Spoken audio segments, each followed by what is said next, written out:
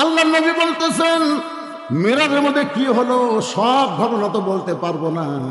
নবী জাহান্নামের মধ্যে যখন গেলেন আল্লাহ রাসূলকে আল্লাহ দেখাইলেন একদল বাপ জাহান্নামের মধ্যে মুস্কি মুস্কি হাসতেছে, মানে কিয়ামত পর্যন্ত কি হবে আল্লাহ তাআলা সব নবীকে দেখাছেন। সুবহানাল্লাহ বলে। জাহান্নামের মধ্যে একদল বাপ মুস্কি মুস্কি হাসতেছে। তো নবী কয় জিবরাইল ভাই এই এই এই বাপেরা হাসে কেন? বলে হাসার কারণ হলো এরা দুনিয়াতে ছেলে রেখাইছে মেয়ে রেখাইছে, ওই মেয়েরা পর্দার মধ্যে আছে, ছেলেরা 5 ওয়াক্ত নামাজ পড়ে বাপের জন্য দোয়া করে রব্বির হামহুমা কামা রব্বায়ানি সগীরা। এই পাপ করে জাহান্নামে হয়েছে, কিন্তু এদের সন্তানের কারণে এরা অতি শীঘ্রই এই জাহান্নাম থেকে মুক্তি পেয়ে জান্নাতে যাবে, এই জন্য এরা হাসতেছে। এরা নিজের কর্ম বলে জাহান্নামী, কিন্তু সন্তানদের কারণে আল্লাহ এদেরকে জান্নাত দিবে, ঘোষণা এসে গেছে। আর 2-4 দিন পরই এরা জান্নাতে যাবে, এই জন্য এরা হাসতেছে।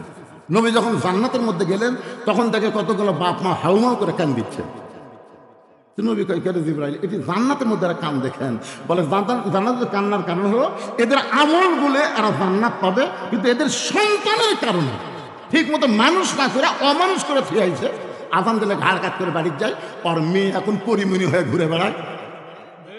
এই যে আল্লাহ কছে বেটা বেটি জন্মানলি মানুষ করে পারলি না, ওই মেয়ে ছেলের পাপের কারণে অতি সত্তর আমি আল্লাহ তোকে জাহান্নাম দেবো রে। এই জাহান্নামে যাওয়ার চিন্তায় এরা কান দিচ্ছে। এখন চিন্তা করেন মরে তো যাবেন ভাই, মরার আগে বেটা বেটি কি করে থুয়ে যাচ্ছেন? আর কথা কয় না। সাইজ করার দরকার আছে না নাই? আপনার ছেলেগুলো যেন ভালো হয়, মেয়েগুলো যেন ভালো হয়। বাবা হিসাবে আপনার দায়িত্ব, মা হিসাবে আপনার দায়িত্ব। ও মায়েরা যারা পর্দার অন্তর বসে আসছেন, নবী দেখলেন অধিকাংশ মেয়েরাই জাহান্নামী, অধিকাংশ মেয়েরাই জাহান্নামী। এই কথা যখন নবী ফাতেমার কাছে বললেন, ও ফাতেমা লাইলাতুল মিরাজ আমি দেখলাম অধিকাংশই মেয়েরা জাহান্নামী। ফাতেমা কান্না শুরু করে দিয়েছে।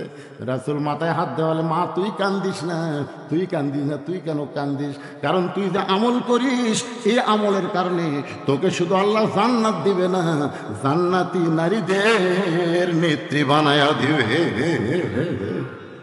ফাতেমা বললেন, বাবা তাহলে মেয়েরা জাহান্নামে হওয়ার কারণ কি? আল্লাহ নবী বললেন মেয়েরা বিবিসির কাম করবে, বিবিসির কাম। এর কথা ওর কাছে, ওর কথা ওর কাছে। এই প্যাঁচ লাগানা কাম মেয়েরা বেশি করবে, যাকে আমাদের বগুড়ার ভাষা বলে সাজায় সাকি, সাজায় সাকি। বাড়িতে এসে বলতেছে, মা মা 4টা ভিক্ষা দাও মা। তো বেটার বউ বলতে 4টা না 4 সের দেবো, 4 সের। ফকুনের বেরিয়ে সারাদিন আমি 2 সের পাই না, আর তুই আমাকে 4 সের দেবে কারণ কি? বলে আমার শাউর আমার ডাল দিয়ে থুয়া অন্য বাড়ির পান খাবার গেছে, এই শুধু তুমি আচ্ছা সংসার ভুজা দেবো।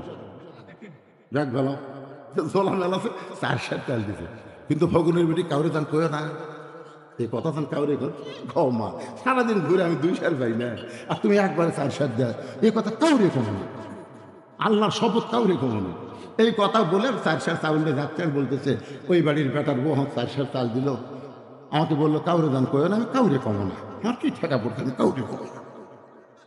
এক লোক বলতেছে ফকুনের বেটি 1 লাখ কি বকতেছে? না বাবা 1 লাখ না, ওই বাড়ির বেটার বউ আমার 4 সের চাল দেওয়া কাছে কাউরে দান করে না, আমি কাউরে কমো না বাবা, আমি কাউরে কমো। ওরে বাবা, সামান্য একটা ব্যাগের চাল যেই ফকুন্নি সামলাবার পারেনি, সেই ফকুন্নি দিয়েছিল বাংলাদেশ সামলাবার। 15 বছর খালি আর 5টা বছর থাকলে এই বাংলাদেশ থাকতো না, বাংলাদেশ ইন্ডিয়া হয়ে যেত। তোরে কোনো কথা ঠিক না? হায় হায় কে রে হাসি না গেল ভারত, জেটকার মাল সেটি গেছে, খুশি হয়ে যা। তোরা এত চেপে গেলি কেন? কারণ আমরা সকলেই জানি যে মোদিরও বউ নাই, শেখ হাসিনারও স্বামী নাই। একথা আমরা জানি কি জানি না? আমরা জানি যুদ্ধের সময় শেখ মুজিবুর গেছিল পাকিস্তানে, আর তার ছেলে মেয়ে বউ সবগুলো পাঠাচ্ছিল ভারতে ছিল। তাহলে যেখানকার মাল সেখানে গেছে, ভারতে তো খেপার কারণ হলো হাসিনা আস্তে আস্তে দেশটাকে ভারত দিবার চাইছিল। কারণ সে ডলার চাল সামলাবার পারে না, সে কোনোদিন দেশ সামলাবার পারবে না। আগামীতে মুসলমান গ্রহণ করবে না, জনগণ কথা ঠিক না। কারণ আল্লাহ রাসূল বলেছেন, মা তারাক্তু বাদি আলা উম্মতি ফিতনাতুন আদারাল রাসূলু মিনান নিসা, রাওয়াহুল বুখারী কিতাবুল ফিতান। বুখারী শরীফের হাদিস। আল্লাহ নবী বলেছেন, আমার পরে আমার উম্মতের জন্য সবচাইতে বড় বিপদ হলো পুরুষ মানুষের জন্য নারী নেত্রী হওয়া। এ কথা আমার না, এই কথা 1400 বছর আগে আল্লাহর নবী বলে গেছে। একদিনে 4 বার ডোনাল্ড ট্রাম্প ডক্টর ইউনুসকে ফোন করছে, একদিনে 4 বার। কয়বার? ইউনুস স্যার, ইউনুস তো আমাকে সার করা করে, ডোনাল্ড ট্রাম্প ইউনুস সার করা করে, আমরা চিনি না পারে। কারণ ডোনাল্ড ট্রাম্প জানে নোবেল পুরস্কার যারা পায় তারা সবার সার। স্যার আপনি মন খারাপ করেন না। অনেকে গুজব লিগ বলেছিল যে আমি ক্ষমতা পালে আমি হাসিনা ক্লিয়ার করে, মিথ্যা কথা। কারণ আমেরিকার মরদেরা কোনোদিন মেয়েদেরকে পছন্দ করে না। যদি পছন্দ করলো তাহলে কমলা হ্যারিস এবার প্রেসিডেন্ট হতো। কারণ ডোনাল্ডের মতন পাগলা কেউ আছে, মতিভ্রম পাগলা, সেই পাগলা বুড়ে কি ভোট দিছে, তাও মেয়ে মানুষও কারা প্রধানমন্ত্রী বানাবে না। চিন্তা করে দেখছেন ভাইজান, আমরা বাংলার মেয়েরা এইটা বুঝতে পারলাম না। একটু মনোযোগ দিয়ে শুনবেন আমার মায়েরা। অতিরিক্ত জাহান্নামী হওয়ার কারণে মেয়েদের 2 নম্বর কারণ হলো তারা বেপর্দা হবে। মরার সময় তারা 5টা কাপড় পাবে, এখান থেকে তারা শিক্ষা নিতে পারে না। আমি আমার মা বোনদের জন্য বলবো, দুনিয়াতে আপনি জীবিত থাকতে মানুষ সবাই আপনার দিকে তাকাবে, কিন্তু আপনি মরে গেলে কেউ আপনার লাশের দিকে তাকাবে না। তারপর আমাদের দায়িত্ব কি? মেয়েকে 5টা কাপড় দিয়া, যে খাটনিতে মেয়েটাকে কবর দেওয়ার আগ পর্যন্ত রাখবা, ওই খাটনিটাও কাপড় দিয়া ঢাকা রাখবা। সবাই বলবে মেয়েদের লাশ দেখা পর্যন্ত জায়েজ নাই। যে মেয়েরা মরার পরে 5 কাপড় দিয়া, চাদর দিয়ে খাটনি ঢাকে রাখে, সেই মেয়েটা জীবিত অবস্থায় কেমন পর্দা করা লাগবে মা, এইটা আপনার অনুমান করে নেবেন। এই বুড়ি হয়ে বোরকা গায়ে দিয়ে কোনো লাভ হবে না। অনেক মেয়েরা দেখবেন যৌবন অবস্থায় তেমন পর্দা করে না, বুড়ি বয়সে পর্দা করেন। বলতেছি মা, আমার মতন বুড়ো যারা হয়েছে তারাও কোনোদিন বুড়ির দিকে তাকায় না। কারণ মানুষ বুড়া হলে মন কিন্তু বুড়া হয় না। ধরে কান কথা ঠিক না হচ্ছে লা ইলাহা ইল্লাল্লাহ।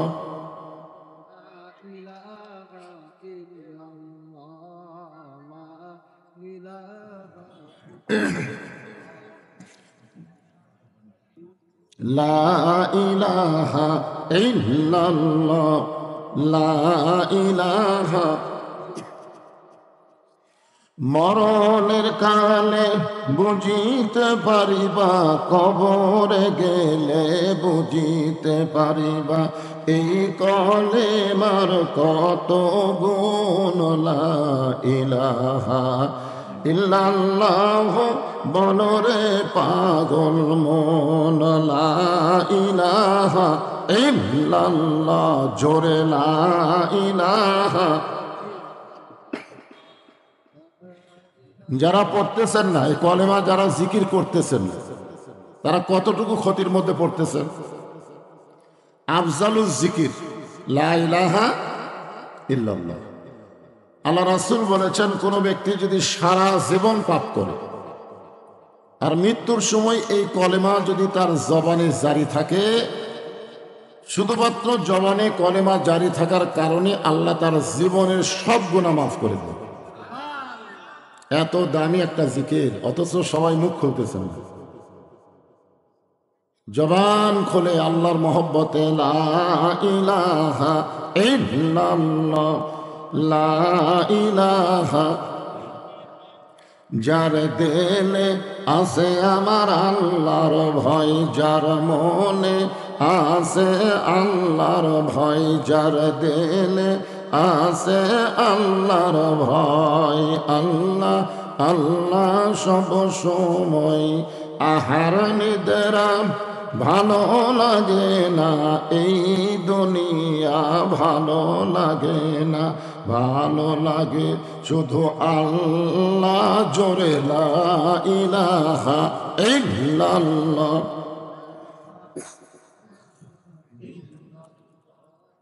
লা ইলাহা।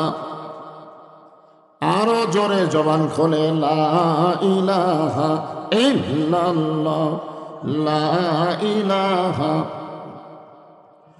লা ইলাহা। ইল্লাল্লাহু মুহাম্মাদুর রাসূলুল্লাহ। রাসূলের মহব্বতে সকলেই বলবো সাল্লাল্লাহু আলাইহি ওয়াসাল্লাম। তাওলা উত্তরপাড়া আবুর মোড় যুবকদের কর্তৃক আয়োজিত আজকের এই তাফসীরুল কোরআন মাহফিল, আল্লাহ তাআলা আজকের এই মাহফিলে যেনাকে সম্মানিত সভাপতির আসনে কবুল করেছেন, জনাব মোহাম্মদ বীর মুক্তিযোদ্ধা মোখলেসুর রহমান। আজকের এই মাহফিলের সম্মানিত সহসভাপতি জনাব মোহাম্মদ রেজাউল করিম, জনাব মাওলানা মোহাম্মদ আমজাদ হোসেন। আজকের এই মাহফিলের সম্মানিত সভাপতি এবং সহসভাপতি দ্বয়কে অন্তরের অন্তঃস্থল থেকে আমি শুভেচ্ছা জ্ঞাপন করছি। আজকের এই মাহফিলের সম্মানিত প্রধান অতিথি জনাব মোহাম্মদ আল মুত্তাকিন মুরাদ, সম্মানিত প্রধান অতিথি সহ সম্মানিত বিশেষ অতিথিবৃন্দ, জেনারা, সম্মানিত সুধীজন, সকলকেই অন্তরের অন্তঃস্থল থেকে আমি শুভেচ্ছা জ্ঞাপন করছি। আজকের এই মাহফিলের সম্মানিত ওলামাই কেরাম, আপনাদের মাঝে মাঝে যে সমস্ত আলেম ওলামা বসে আছেন, মঞ্চে আছেন, মাগরিবের আগে যিনারা আলোচনা করে আপনাদেরকে শোনাইছেন, আলেম ওলামা সহ আজকের মাহফিলের বক্তাগণকে অন্তরের অন্তঃস্থল থেকে আমি শুভেচ্ছা জ্ঞাপন করছি। সম্মানিত আল্লাহর বান্দারা, আল্লাহর অত্যন্ত পছন্দনীয় সময় বকরাতা ও আসিলা, সকাল এবং সন্ধ্যা। এই মাগরিবের নামাজের পরে সান্ধ্যকালীন সময়ে কোরআন হাদিসের আকর্ষণ কলিজার মধ্যে নিয়ে আল্লাহ রাসূলের মহব্বতে এই জান্নাতের টুকরায় যারা বসেছেন, আমি আমার অন্তরের অন্তঃস্থল থেকে আপনাদের সবাইকে শুভেচ্ছা জ্ঞাপন করছি। সম্মানিত মা বোনেরা, পর্দার অন্তরালে বসে বসে যারা আলোচনা শুনতেছেন, তাদেরকে শ্রদ্ধা জ্ঞাপন করে এই মুহূর্তে জানতে চাচ্ছি আপনারা সকলে কেমন আছেন? আলহামদুলিল্লাহ রব্বিল আলামিন। যে আল্লাহ শারীরিক সুস্থতা দান করে মানসিক প্রশান্তি। আসলে গত বছর এই সময় আমাদের শারীরিক সুস্থতা অনেকেরই ছিল, কিন্তু মানসিক প্রশান্তি ছিল না, মনের একটা শান্তি, ঠিক কিনা বলেন? সবসময় মনে একটা হয়তো কি যেন কি হয়। আজরাইলের চাইতে আমরা পুলিশ ধরা বেশি চিন্তা করতাম। আজরাইল ধরবে এই চিন্তা আমাদের নাই, কিন্তু পুলিশ ধরার চিন্তা ছিল, না জানি কি হয়, এরকম একটা অশান্তি। বর্তমানে 5ই আগস্টের পরে এই অশান্তি আর নাই, এখন হলো প্রশান্তি। জোরে কোন সুবহানাল্লাহ। শারীরিক সুস্থতা এবং মানসিক প্রশান্তি লাভের জন্য আজকের এই জান্নাতের বাগানে আল্লাহ আমাদেরকে কবুল করেছেন। খুশি না বেজার? তাহলে জবান খুলে সমস্বরে সকলে বলবো রব্বানা লাকাল হামদ হামদান কাসীরান তাইয়িবান মুবারাকান ফীহি। আমরা প্রশংসা করলাম কার? কেন করলাম? এই কারণে আল্লাহর প্রশংসা আমরা বেশি বেশি করব, যে রুহের জগৎ, এই দুনিয়াতে আসার আগে আরেকটা জগতে আমরা ছিলাম না? এই জগৎকে বলা হয় আলমে আরওয়াহ, রুহের জগৎ। এই রুহের জগতের ভিতরে অসংখ্য রুহুর মধ্যে আল্লাহ আমাদের রুহগুলোকে অত্যন্ত ভালোবেসেছেন, যে ভালোবাসার কারণে দুনিয়াতে আল্লাহ আমাদেরকে মুসলমানের ঘরে কবুল করেছেন। আচ্ছা, আমি কোন জায়গাতে ওয়াজ করতেছি? যে কথাটা আমি বললাম, কথাটাই বুঝেনি মনে হয়। 2-1 সুবহানাল্লাহ করলেন, বাদ বাকি করলেন না। তার মানে আল্লাহ যদি চাইতো আমাদেরকে হিন্দু, বৌদ্ধ, খ্রিস্টানদের ঘরেও পাঠাবার পারত না? কিন্তু আল্লাহ কি চাইছে? আল্লাহ না চেয়ে সরাসরি আমাদেরকে মুসলমানের ঘরে কবুল করেছেন। হ্যাঁ, আল্লাহ কোরআনে বলেছেন লা তামুতুন্না ইল্লা ওয়া আনতুম মুসলিমুন, মুসলমান না হয়ে তোমরা কেউ মরো না। আপনারা বলেন তো, হিন্দু বৌদ্ধ খ্রিস্টানদের ঘরে যদি আমরা জন্ম নিতাম তাহলে মুসলমান হয়ে মরা সহজ না কঠিন? আমাদের জন্য কঠিন আছে? নাই। মুসলমান হয়ে মরা যে কত কঠিন, যার প্রমাণ হলো নবীর চাচা আবু তালেব, যিনি আল্লাহ রাসূলকে লালন পালন করেছেন। আল্লাহ রাসূল বলেছেন মায়ের পেটে আমি এতিম ছিলাম। মায়ের পেটে যখন ছিলাম তখন আমি কি ছিলাম? এতিম, আমার বাপ মারা গেছে। কিন্তু দুনিয়াতে আসার পরে আমি আর এতিম ছিলাম না, কারণ ভাগ্যগুণ এমন একটা চাচা পাইছিলাম, যেই চাচা আমাকে এমন দরদ দিয়া ভালোবাসা দিয়ে লালন পালন করেছে, আমার যে বাবা নাই এটা আমি মনে হয়নি। অথচ এই চাচা আবু তালেব কিন্তু মুসলমান হয়ে মরতে পারেনি। মরার সময় কাফের হয়ে মরেছে। কারণ কি? নবী তো এত বড় একটা কথা বলেছিলেন, চাচা খালি একটা বার, শুধু একটা বার বলবেন লা ইলাহা ইল্লাল্লাহ, আমি আপনাকে হাত ধরে জান্নাতে পৌঁছায় দিব। এত বড় কথা নবী বলেছেন, তারপরও চাচা কি বলছেন? যে মরি যখন যাচ্ছি বাবা, বাপ দাদার ধর্ম ছাড়ব না। এখান থেকে প্রমাণ হলো অন্য ধর্মে জন্ম নিয়ে মুসলমান হয়ে মরা খুবই কঠিন। কিন্তু আল্লাহ তাআলা আমাদের এই কঠিন জিনিসটা রাখে নাই, সহজ করে দিয়েছে। মুসলমানের ঘরে জন্ম নিয়েছি, মুসলমান হিসাবে অবশ্যই আল্লাহ আমাদের মৃত্যু দিবে ইনশাআল্লাহ। এ কারণে আমরা খুশি না বেজার? তাহলে জবান খুলে আবার বলবো আলহামদুলিল্লাহ। আল্লাহর প্রশংসা করার কারণ হলো আল্লাহ আমাদের ভাগ্য এত ভালো যে আমাদেরকে বিশ্ব নবীর উম্মত হিসাবে কবুল করেছেন। কোন নবী? যেই নবীর উম্মত হওয়ার জন্য অন্যান্য নবীরা পর্যন্ত আল্লাহর কাছে লালায়িত ছিলেন, যে আল্লাহ আমাদেরকে নবী না করে যদি বিশ্ব নবীর উম্মত করতেন তাহলেই আমাদের ভাগ্যটা প্রসন্ন হতো। কিন্তু আল্লাহ তাদের এই চাহিদাকে, এই চাওয়াকে পুরা করেনি। বিনা দরখাস্তে আমরা আল্লাহর কাছে কোনদিন চাইছি? কোন তো আমরা চাইছি? বিনা চাওয়ায় আল্লাহ আমাদেরকে সেই নবীর উম্মত হিসাবে কবুল করলেন। খুশি না বেজার? আপনারা বলেন তো, বিশ্ব নবীর উম্মত হওয়ার মধ্যে এক নম্বর লাভ কি? এক নম্বর লাভ হচ্ছে আছেন আমার মুক্তার, আছেন আমার বারিস্টার, শেষ বিচারের হাইকোর্টেতে তিনি আমায় করবেন পার, আমি পাপী রাসূল জাবিন্দার। শেষ বিচার বোঝেন? বাংলাদেশে যতগুলো বিচার হয়েছে এগুলো তো অবিচার। বিচারের নামে কি? অবিচার। শেষ বিচার। এখন আমাদের সকলের সামনে সেই বিচার কি বলুন তো আপনারা? যেই বিচারে আল্লাহ হবেন হাকিম, যেই বিচারে হাকিম হবেন কে? আল্লাহ। আর আমরা সবাই হব আসামি। আমরা সবাই কি হব? আসামি হব। ওই সময় আমাদের নবী উকিল হবেন, বারিস্টার হবেন, আল্লাহর কাছে আমাদের পক্ষে জেরা করবেন। জেরা করে সুপারিশ করে আমাদেরকে জান্নাতে পৌঁছায় দিবেন। এমন নবীর উম্মত হওয়াতে খুশি না বেজার?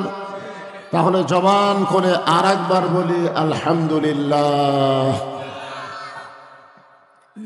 আল্লাহর প্রশংসা করার কারণ হলো আপনারা যে কোরআন থেকে তাফসির শুনবেন, এই কোরআনে কোনো সন্দেহ?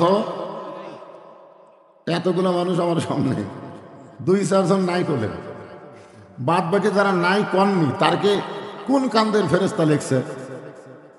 যারা নাই কয়নি না, বাম কান্দের ফেরেশতা তো কি লিখবে? কারণ আপনাকে কোন জায়গায় কি বাঁচতেছে? ও আচ্ছা আচ্ছা, ক্যামেরা। এরা আবার দুই দিকে 2 সেট চালু করছে। বাবা এ ফাঁক ফুক করে দেখবে দাও তো, অনেকদিন পর আইসি তো এলাকায়। খালি তো ওয়াজ শোনে, আমার ওয়াজ তো ইউটিউবে সবাই শোনে না। আজকে একটু দেখার জন্য আইছে, বুঝলেন না? দেখবে এবং শুনবে, এ দেখাতে কোনো বিরক্ত ঘটায় না। হ্যাঁ, আপনারা একটু ধৈর্য ধরে শুনবেন। আর এই তো কি অবস্থা হলো, মানুষজন যে হারে আসা শুরু হলো, এই ছেলেরা কি করবে এখন আল্লাহ ভালো জানে। আপনারা এই সাইডে এদিকে একটু চাপে চাপে আসেন তো বাবা। আমি নামাজ পড়ার সময় দেখলাম যে মাটিটা খুব কাঁচা, আমার হাঁটু পড়লো, হাঁটু ডাবে গেল। তাহলে কাঁচা মাটির উপরে সামান্য খ্যাট দিয়ে আপনাদের বসার ব্যবস্থা করে দিয়েছে। এমনি তো শীতের রাত, মাঘের জানে বাঘ কান্দে, আর সেই শীতের রাতে সামান্য খ্যাট দিয়ে আপনাদের বসতে দিয়েছে। ফাঁকা ফাঁকা না বসে আল্লাহ রাস্তায় জমে বসেন। তল থেকে ঠান্ডা হলেও শরীরের ভাইয়ের গায়ে রসুন লেগে মোটামুটি গরম হবে ইনশাআল্লাহ। এই জন্য চাপা বসেন, চাপা বসেন। কারো সামনে যদি ফাঁকা থাকে, ফাঁকা তো নেই, তারপরে যদি থাকে একটু জমে বসেন। আর এই সাইড থেকে একবার পুরা করে বসেন, এই সাইড থেকে একবার পুরা হয়ে আপনারা বসেন। যারা আসতেছেন তারা এই সাইডের দিকে চলে আসেন। হ্যাঁ, চাপে না, হইচই না করে, কথাবার্তা না বলে জিকির করেন আর সামনে চাপেন। লা ইলাহা ইল্লাল্লাহ, লা ইলাহা ইল্লাল্লাহ।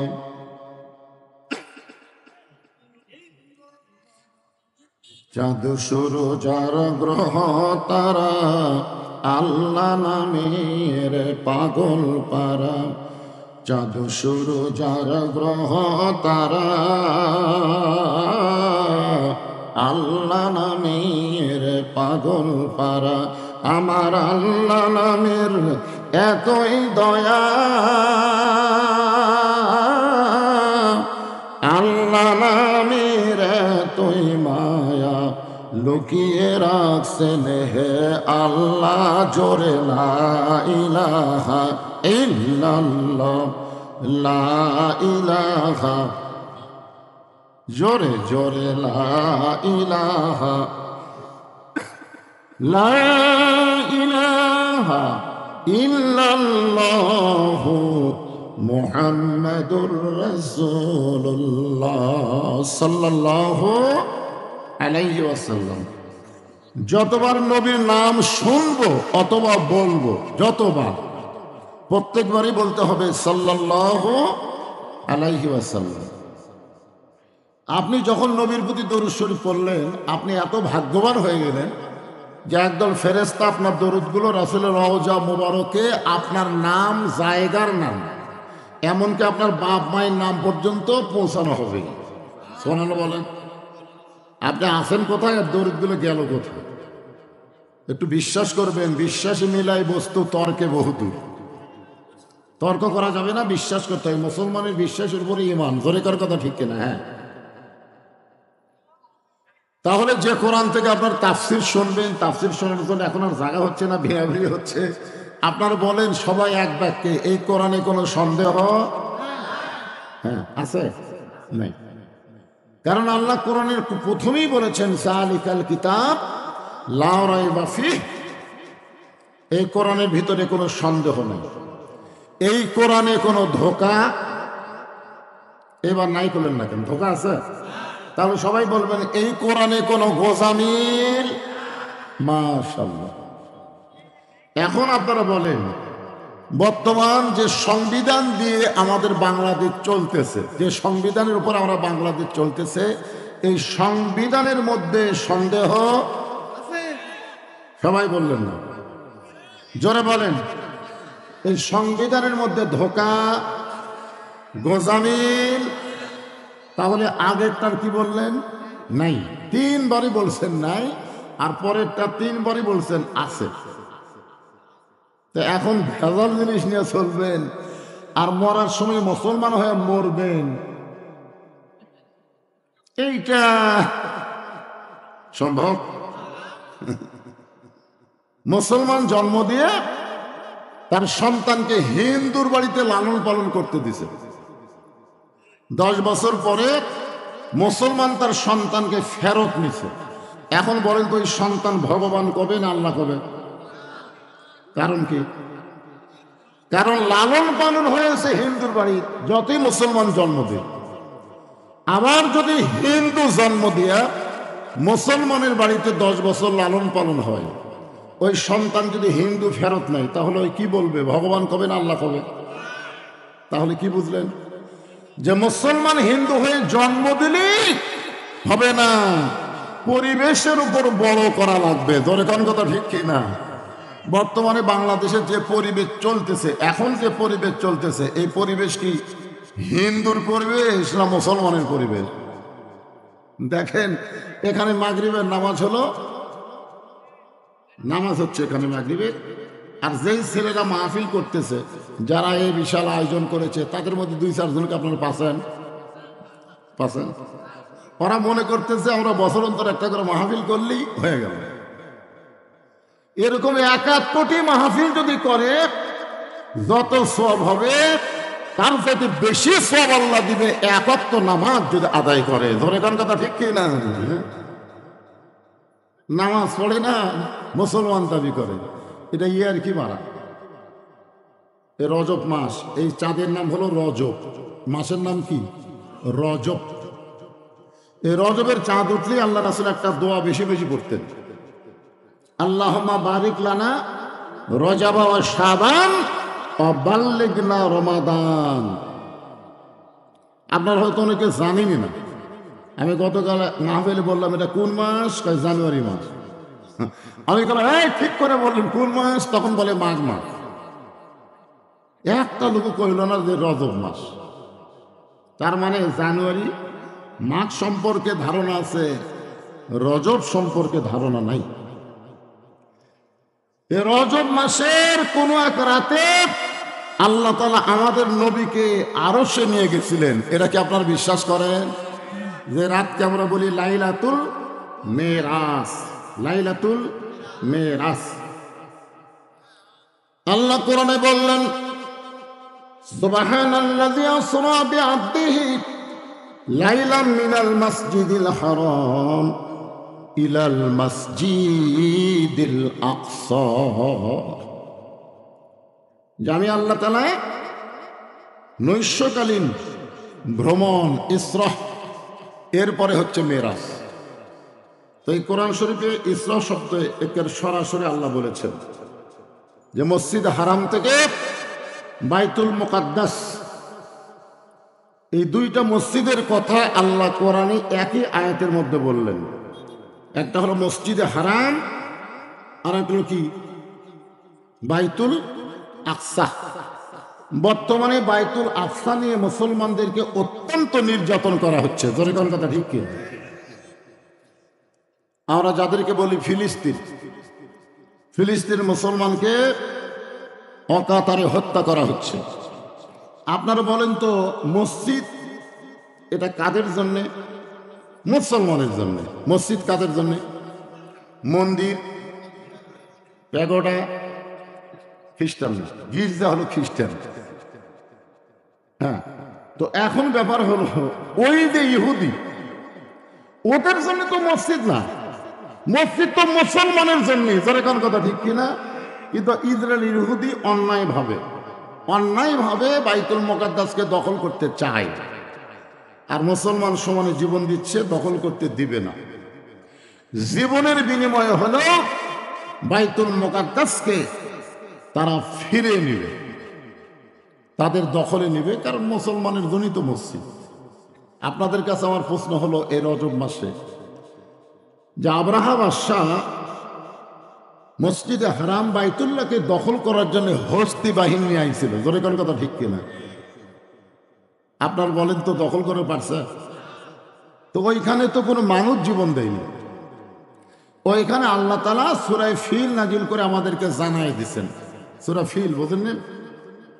আলাম তারা কাইফা ফাআলা রাব্বুকা বিআসহাবিল ফিল। সূরা ফিল পারেন না আপনারা?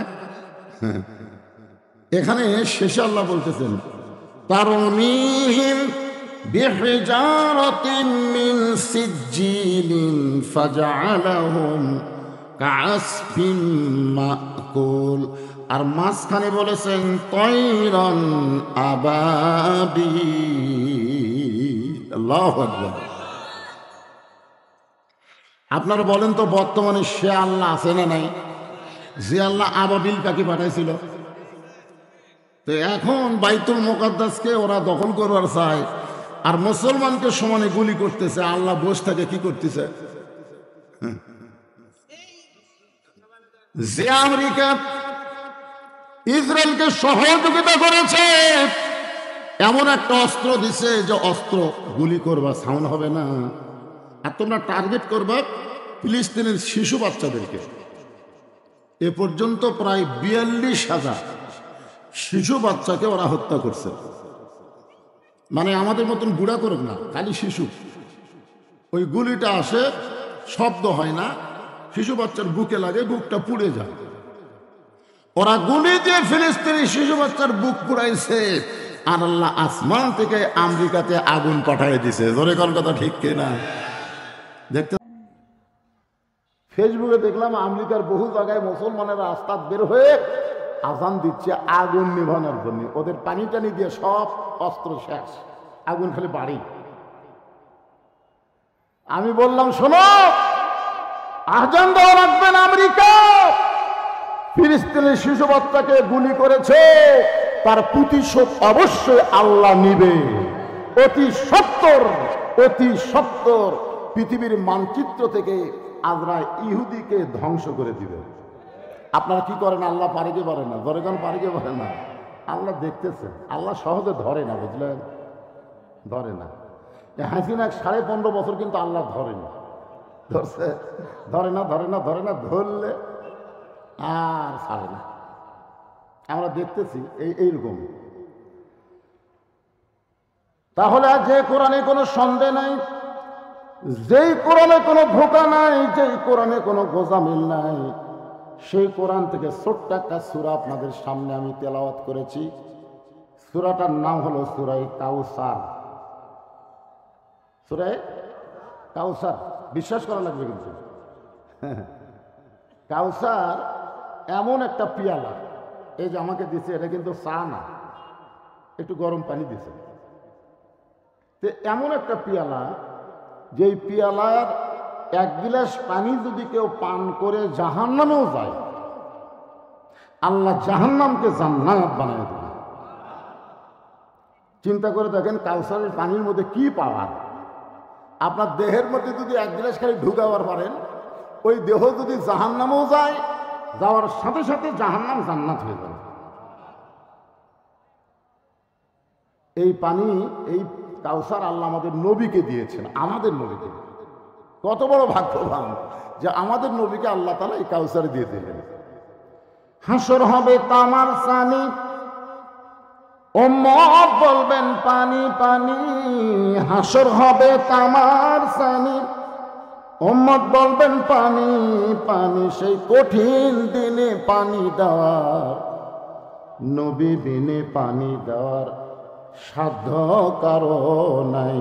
সবাই বলেন সাল্লাল্লাহু আলা মুহাম্মাদ সাল্লাল্লাহু আলাইহি ওয়াসাল্লাম।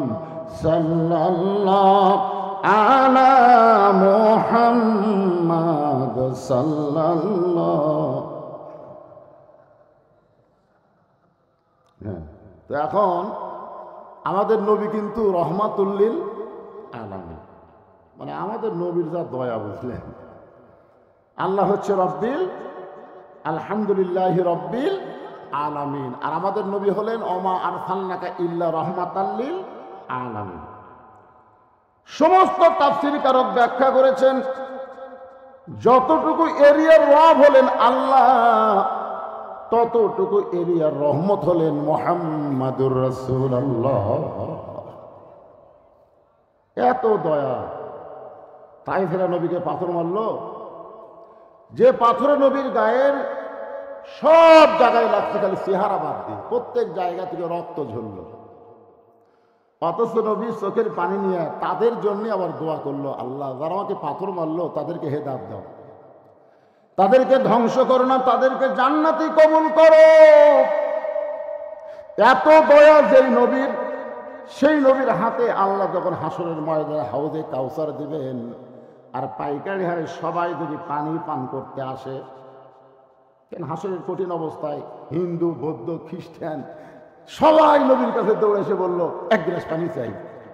এখন নবী যদি সবাইকে যদি 1 গ্লাস করে দেয়, তাহলে তো জাহান্নাম বন্ধ করে দিবে। জাহান্নাম তো তুই আর কাম হবি না, কারণ পানি পান করে কেউ যদি জাহান্নামও যায়, জাহান্নামও জান্নাত হয়ে যাবে। সাহাবরা বললেন, ইয়া রাসূলুল্লাহ, তাহলে অবস্থা কি হবে? সঙ্গে সঙ্গে রাসূল বললেন, ফাসাল্লি রাব্বিকা ওয়ানহার। দুইটা আমল যাদের মধ্যে থাকবে তারাই হাউজে কাউসারের পানি পান করবে। এক নম্বর হলো নামাজ, দুই নম্বর কুরবানি। এই দুইটা কর্ম যারা করবে, আমল যারা করবে, তারাই পান করবে হাউজে কাউসারের পানি। এক নম্বর কি? জোরে বলো, এক নম্বর কি? নামাজ। নামাজ। আমাদের নবীকে আল্লাহ তাআলা নবুয়তের 10ম বৎসরে মেরাজ করাইছেন। নবুয়তের কত বৎসর? 10ম বৎসরে লাইলাতুল মেরাজ হয়েছে। নামাজ পাওয়ার পরেও নবী 3 বছর মক্কা ছিলেন। নবী সর্বসাকল্যে নবুয়ত পাওয়ার 13 বছর ছিলেন মক্কায়। যেরকম কয় বছর? তাহলে 10ম বৎসরে যখন নামাজ পেলেন, এই নামাজ পাওয়ার পরও নবী 3 বছর ছিলেন মক্কায়। আল্লাহ কোরআনে বললেন, আল্লাযীনা ইউমিনুনা বিল গায়বি ওয়া ইউকিমুনাস সালাত। ওয়া ইউকিমুনাস সালাত, এই নামাজ কায়েম করার কথা শুরু হলো প্রথমেই কোরআনের সর্বসাকল্যে 82 বার। ধরে বলেন কতবার? 82 বার নামাজের কথা বলা হয়েছে। প্রত্যেকবারই বলা হয়েছে নামাজ কায়েম করো। কোন জায়গায় আল্লাহ বলে নাই যে নামাজ পড়ো। কোন জায়গায় কিন্তু নামাজ পড়ার কথা নাই। কি করার কথা আছে? কায়েম করার কথা আছে।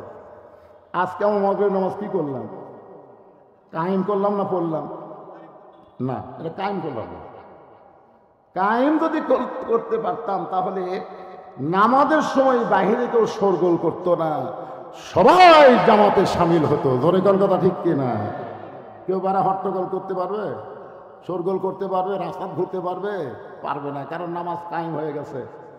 নামাজ কায়েম যখন হবে, যেরকম এখানে যত মানুষ আপনারা আইছেন সবাই কিন্তু কাপড় পরা কায়েম হয়ে গেছে। আমাদের বাংলাদেশে ন্যাংটা কায়েম না কাপড় পরা কায়েম? কথা বলেন না কেন? ন্যাংটা হওয়া না কাপড় পরা? এই জায়গায় যত মানুষ আমরা আছি সকলের গায়ে কাপড় আছে না নাই? এখন যদি কেউ ন্যাংটা হয়ে এর মধ্যে আসে, আপনারা কে তার কাছে নেবেন? না না, একের গোটাল গাও ন্যাংটা হয়ে মাঝখানে আইছে, সবাই কি করবেন? তাড়িয়ে দিবেন না কাছে নেবেন? এই কাপড় যেখানে কায়েম হচ্ছে সেখানে কোনো ন্যাংটা চলবে না। নামাজ যখন কায়েম হবে তখন বেনামাজিকে ন্যাংটার মতন মনে হবে। কার মতন মনে হবে? আপনারা বলেন তো, এখন বেনামাজিকে কি ন্যাংটার মতন মনে হয়? হয় না। কারণ কি? নামাজিও যা বেনামাজিও তাই, একই সাথে বসে আমরা চা খাই। আয় হায় রে। নবুয়তের 10ম বৎসরে নবী নামাজ পাইলেন। এরপরও নবী 3 বছর মক্কায় ছিলেন।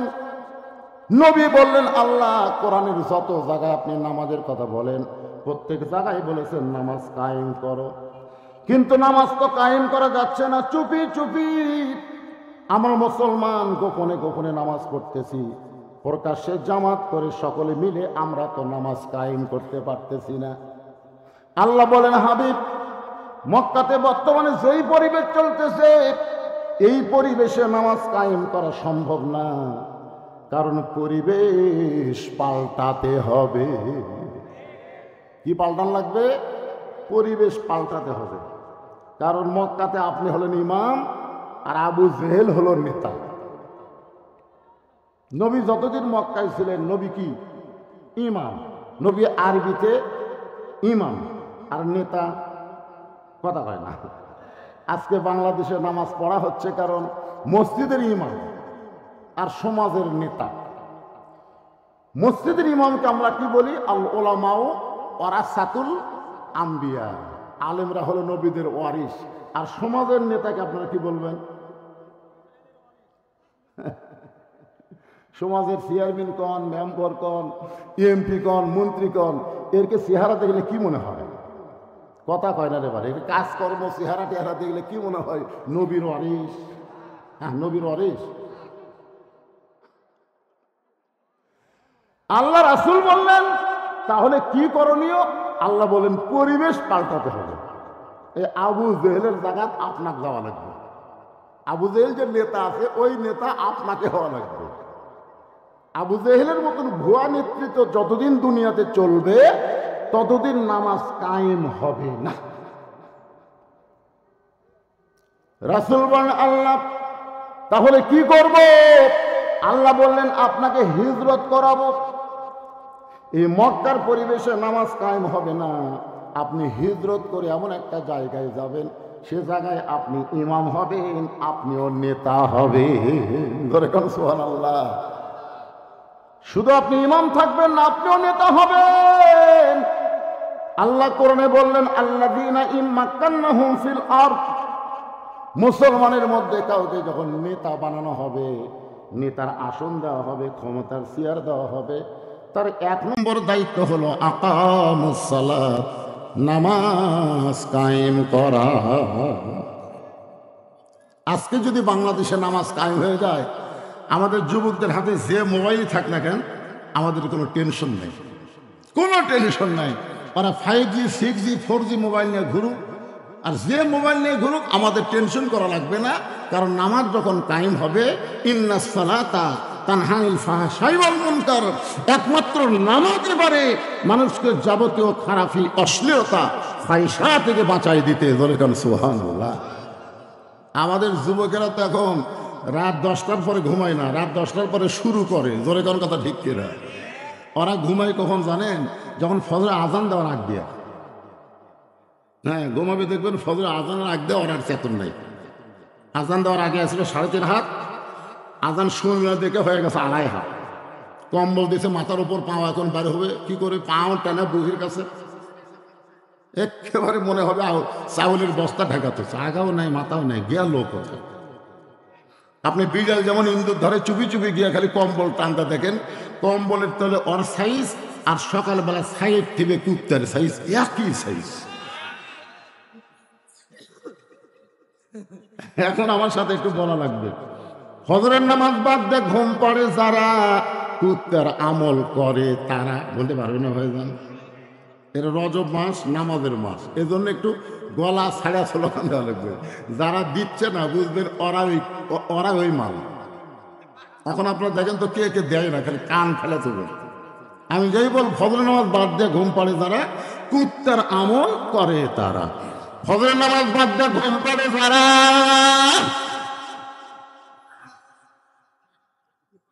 আমি এইটা নাটোরে লালপুরে ওয়াজ করছিলাম, যে ওয়াজ এই কথা কইছি 4-5টা কুত্তা দৌড়াইছে, আয়সা পিছন দিক তাহলে খাও খাও খাও খাও করতেছি কেন। আমি চিন্তা করলাম কি ভুল করলাম, কুত্তা খেপলো কেন। পরে কোরআনের আয়াত আমার সামনে এসে বলতেছে সুম্মা রাদাদনাহু আসফালা সাফিলিন। ফজরের নামাজ বাদ দিয়ে ঘুম পড়ে যারা, কুত্তার সাথে তুলনা করলেন কেন? আল্লাহ কোরআনে বললেন পশুর চাইতেও জঘন্য তারা। আমি সঙ্গে সঙ্গে স্লোগান পাল্টায় বললাম ফজরের নামাজ বাদ দিয়ে ঘুম পড়ে যারা, কুত্তার চাইতেও খারাপ তারা। আমি যেই বল ফজরের নামাজ বাদ দিয়ে ঘুম পড়ে যারা, আপনার সকলে জোরে সোরে বলবেন কুত্তার চাইতেও খারাপ তারা। বলতে পারবেন না ভাইজান? ফজরের নামাজ বাদ দিয়ে ঘুম পড়ে যারা। স্লোগান ঠিক মতো হলো না, এরই মধ্যে ওখান থেকে ছেলে আমার টার্গেট করলো। না অসুবিধা নেই, অসুবিধা নেই, ওরকম টার্গেট লাইট মারবেই। তাও ভালো লাইট মারতেছে, গুলি করতেছে। কারণ যে আমি করতেছি হিসাবে তখন গুলি করা দরকার। কারণ যারা ফজরের আজান শোনার পরে ঘুম থেকে চেতন পায় না, ল্যাপের মধ্যে ঘুম পড়ে। ধরে কোন কথা ঠিক কথা বলেন না কেন ভাই?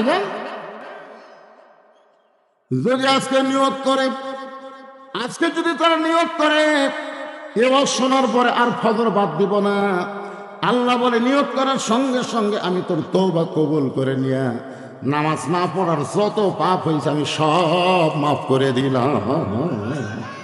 কারণ আল্লাহ পাপকে ঘৃণা করে, পাপীকে আল্লাহ ঘৃণা করে না। পাপীকে আল্লাহ তওবা করার সুযোগ দেয়।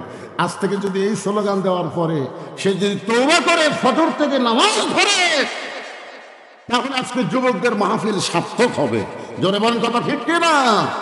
বছর আসবে এরকম করে একটা তাফসীর মাহফিল করবেন আর দায় সারা কাম সারবেন, হবে না ভাইজান। হাউজে কাউসারের পানি যদি পান করতে চান তাহলে 2টা আমল করা লাগবে। 1 নম্বর হলো নামাজ। যেরকম 1 নম্বর কি? এই নামাজটা আল্লাহ ইচ্ছা করলে নবীকে দুনিয়াতে দিবার পারতেন, কিন্তু দুনিয়াতে আল্লাহ নবীকে নামাজ দিলেন না। নামাজ দিয়েছেন আল্লাহর আরশে, যেখানে কোনো ফেরেশতাও ছিল না। যে জায়গায় আল্লাহ নবীকে নামাজ দিলেন ওই জায়গায় আল্লাহ নবী ছাড়া আর কেউ ছিল না। এক জায়গায় আল্লাহ জিবরাইলকে বললেন, এই জিবরাইল, আর সামনে আসতে পারবি না, ওখান থেকে আমার নবী একা একাই আমার কাছে আসবে। সুবহানাল্লাহ। আল্লাহ নবী দুইজনা প্রেম করেছেন গোপনা, মাঝখানে তো জিবরাইলের জায়গা ছিল না। জায়গা যদি থাকিত আল্লাহর আরশে নিত, জায়গা যদি থাকিত আল্লাহর আরশে নিত, দরজার বাইরে আল্লাহ ব্রেক করাতো না। সবাই বলে আল্লাহ নবী দুইজনা প্রেম করেছেন গোপনা, মাঝখানে তো অন্য কারো জায়গা ছিল না। নামাজ এমন একটা ইবাদত, যে ইবাদত আল্লাহ সরাসরি নবীর হাতে তুলে দিয়েছে। সুবহানাল্লাহ। এই নামাজ হলো 5 ওয়াক্ত। কয় ওয়াক্ত? এই নামাজের মধ্যে কিন্তু জুম্মার নামাজ নাই। এই নামাজের মধ্যে কিন্তু জুম্মা নাই। ধরে কোন কি নাই? জুম্মা নাই। যে খালি যারা জুম্মা মারেন সপ্তাহে একদিন সবার শেষে আসে আগে যায়, এরকম আছে না নাই? দেখবেন আসবে সবার শেষে, যাবি সবার আগে। আর সময়ের দাম নাই। ও বাবা, জুমার নামাজ আল্লাহ নবীকে দিয়েছেন দুনিয়াতে যখন নবী মদিনার রাষ্ট্রপতি। ধরে কোন সুবহানাল্লাহ। আল্লাহ নবী যখন মদিনার রাষ্ট্রপতি হলেন, এমন সময় আল্লাহ নবীকে জুমার নামাজ দিয়েছেন, আর 5 ওয়াক্ত নামাজ দিয়েছেন আল্লাহর আরশে। ওই 5 ওয়াক্ত নামাজ নিয়ে নবী যখন ফেরত আসলেন, ফজরের নামাজটা নবী একা একা বাইতুল্লাহর মধ্যে আদায় করলেন। ধরে কোন সুবহানাল্লাহ। ফজরের নামাজটা নবী একা একা কেবল নামাজ পাচ্ছেন, একা একা নবী আদায় করে সুবহে সাদেকের পরে যখন বাইতুল্লাহ থেকে বের হচ্ছেন, সর্বপ্রথম যার সঙ্গে দেখা তার নাম হলো আবু জেহেল। তার নাম কি? দেখেন, সর্বপ্রথম দেখা। মানে আবু জেহেলের ভাগ্য এত ভালো, যারা হজ করবার গেছে তারা জানে আবু জেহেলের ভাগ্য কি ভালো। আবু জেহেলের বাড়ির থেকে 200 মিটার পশ্চিমে হলো কাবা, আর 150 মিটার পূর্বে হচ্ছে নবীর বাড়ি। পশ্চিমে হচ্ছে লা ইলাহা ইল্লাল্লাহ, আর পূর্বে হচ্ছে মুহাম্মাদুর। কি ভাগ্য রে, মাঝখানে আবু জেহেল। অথচ এত কাছে থেকেও আবু জেহেল কিন্তু নামাজ পড়েনি। আপনাদের তাল্লা উত্তরপাড়া মসজিদের কাছে অনেকের বাড়ি, জোরে কোন কথা ঠিক কিনা? এমনকি মসজিদ থেকে হয়তো আকামত শোনা যায়, তারপরেও নামাজ পড়ে না। ওই কিন্তু আবু জেহেলের বাপ।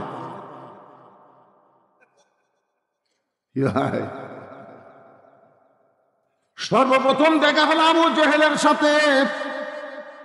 আবু জেহেল নবীর চেহারার দিকে তাকায় বলতেছেন, বাজান, সন্ধ্যার সময় দেখলাম তুমি সুন্দর, সন্ধ্যার সময় দেখলাম তুমি সুন্দর, আর সকালবেলা দেখতেছি তুমি অতীব সুন্দর। আবু জেহেল নবীর প্রশংসা করতেছে, আর আপনারা সুবহানাল্লাহ বলতে খুব দামি হয়ে গেছেন, যে মুখ দিয়ে সুবহানাল্লাহ বাড়ায় না। একবার সুবহানাল্লাহ বলে আপনাদের নামে বসে আছেন তা আল্লাহর উত্তর পাড়ার মাহফিলে, আর গাছ লাগাই দিল আল্লাহ জান্নাতের বাগানে। যতবার সুবহানাল্লাহ বলবেন তত গাছ। এটা কি কালেক্টরের গাছ, মাটি খারাপ করা গাছ? এটা হলো ফলবান বৃক্ষের গাছ। এত বড় গাছ হবে যে গাছের ছায়া অতিক্রম করতে একটা তেজস্বী ঘোড়ার দৌড় মারলে 500 বছর সময় লাগবে। ওই গাছটা হবে ফলবান বৃক্ষের গাছ। গাছের গোড়ায় লাগা থাকবে অলা তাস্তাহি আনফুসুকুম, তুমি যে ফল চাইবে সেই ফল সঙ্গে সঙ্গে তোমার সামনে হাজির হয়ে যাবে। ইমাম গাজ্জালী বলেছেন, সুবহানাল্লাহ, যারা বলে তারা যত পাপী হোক না কেন ওই গাছের ওসিলায় আল্লাহ তাদেরকে জান্নাত দিয়ে দিবে। দেখছেন, এক সুবহানাল্লাহ বলার কারণে কি লাভ হলো? যে যত বড়ই পাপী হয় ওই গাছের কান্নার কারণে আল্লাহ তাকে জান্নাত দিয়ে দিবে। সবার মুখ দিয়ে বাড়াবে না তো, সবার মুখ দিয়ে বাড়াবে তাই? তিনটা তসবিহ সবসময় সবার মুখ দিয়ে বের হবে না। একটা হলো সুবহানাল্লাহ, একটা আলহামদুলিল্লাহ, আর একটা আল্লাহু আকবার, আর একটা কি লিল্লাহি।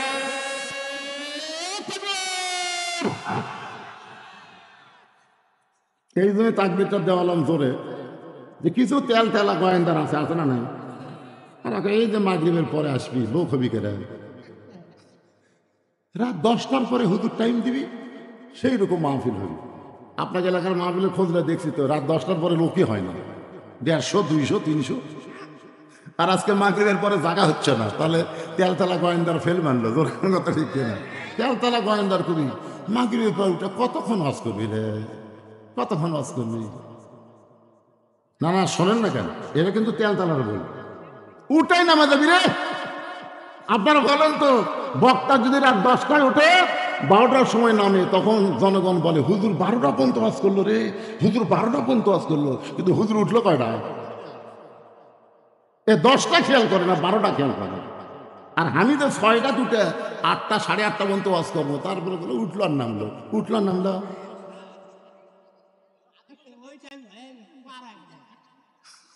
এই তেলতলারা এরা আসবেও না, খালি উল্টা বয়ান মারবি, জোরে কোন কথা ঠিক কিনা? একটু জোরে তো বিদ্যা আরেকবার বুঝার লাগবে যে হুজুর একলা নাই, হাজার হাজার আল্লাহর বান্দারা এসে বসে গেছে। লিল্লাহি।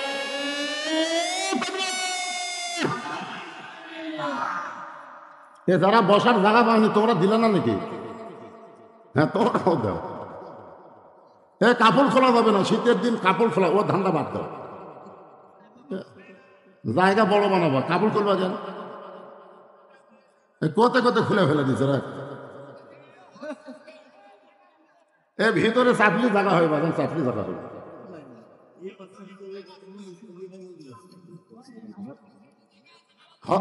আল্লাহ নবীর প্রশ্নটা করতেছে আবু জেহেল, মনে আছে না ভুলে গেছে?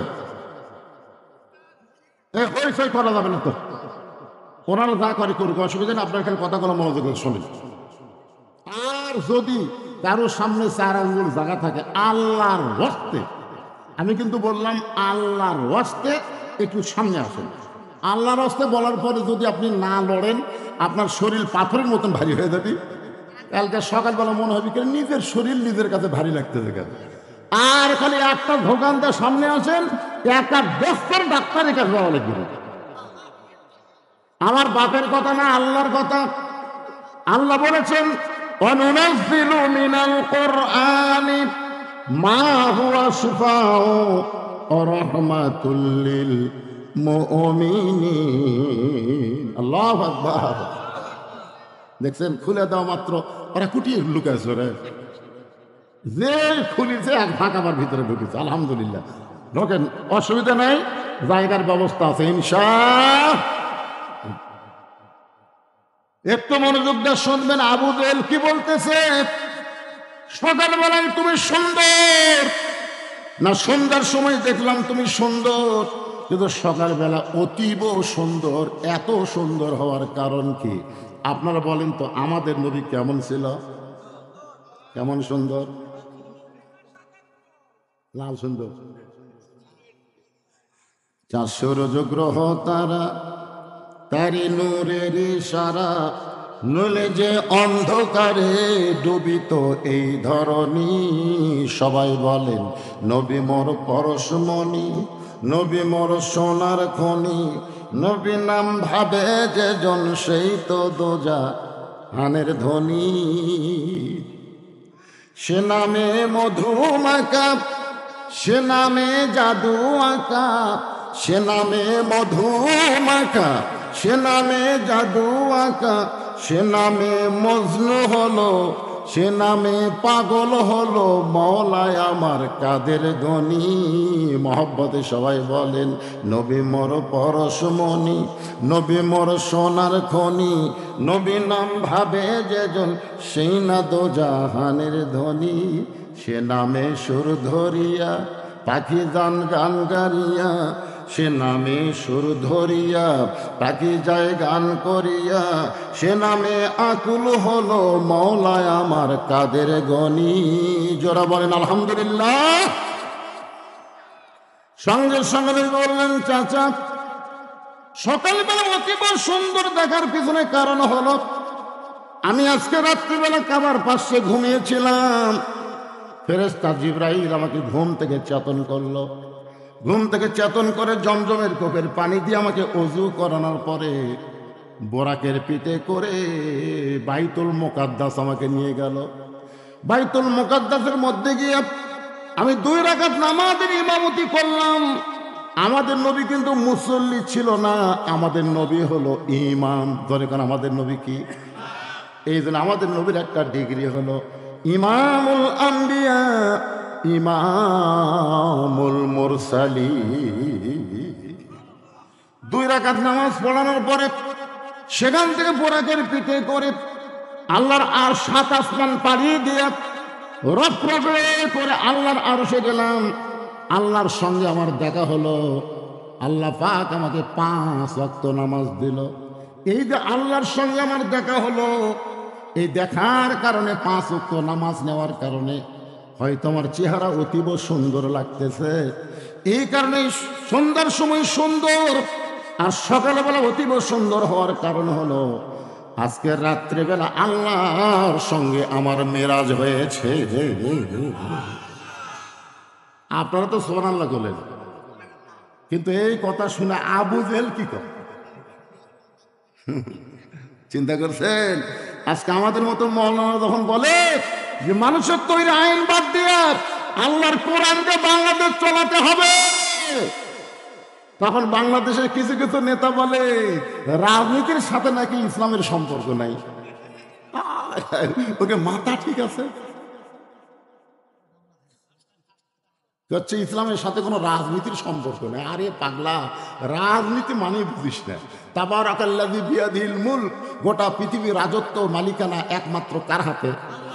তাহলে রাজাকে, বাদশাকে, সম্রাট শাহজাহান কি বলে? ও বাদশার বাদশাহ। দেখছেন, সম্রাট শাহজাহান বলে ও বাদশার বাদশাহ, রাজা, আল্লাহর নীতি হলো নীতি। ধরে কোন কথা ঠিক? আর আমরা কি ফকির? আল্লাহ কোরআনে বলেছে আল্লাহু গানিয়ুন ওয়া আনতুমুল ফুকারা। আমি আল্লাহ হলাম ধনী, তোমরা হলো ফকির। আর আমাকে নীতির নাম কি? কথা কয় না, ফকিরা নীতি। যেরকম কি নীতি? রাজার নীতি রাজনীতি, ফকিরের নীতি ফকিরা নীতি। আপনি বলতে পারেন ফকিরা নীতির সাথে ইসলামের কোনো সম্পর্ক নাই, এটা বলতে পারেন, কিন্তু আপনি কেমনে কোন? এরা কিন্তু আবু জেহেলেরই গ্রুপ। কারণ সর্বসময় 3 দল কোরআন বিজয়ের বিরুদ্ধে। কয় দল? সব সময় কিয়ামত পর্যন্ত 3 দল কোরআন বিজয়ের বিরুদ্ধে আন্দোলন করবে। 1 নম্বর হলো আবু জেহেলের মতন রাষ্ট্রীয় শক্তি, আবু জেহেলের মতন রাষ্ট্রীয় শক্তি। 2 নম্বর হলো কি বিপদ হয়ে গেল, এরা কতক্ষণ পর পর ঘুরতে আসে রে বা, হট করে দৌড় দে।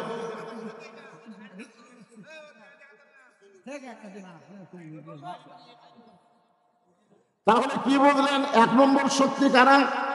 এদিকে খেয়াল করা লাগবে। তো আবু জেহেলের মতন রাষ্ট্রীয় শক্তি, যারা মানুষের আইন দিয়ে রাষ্ট্র চালাবে, আল্লাহর আইনকে তারা মানবে না, বিশ্বাস করবে না।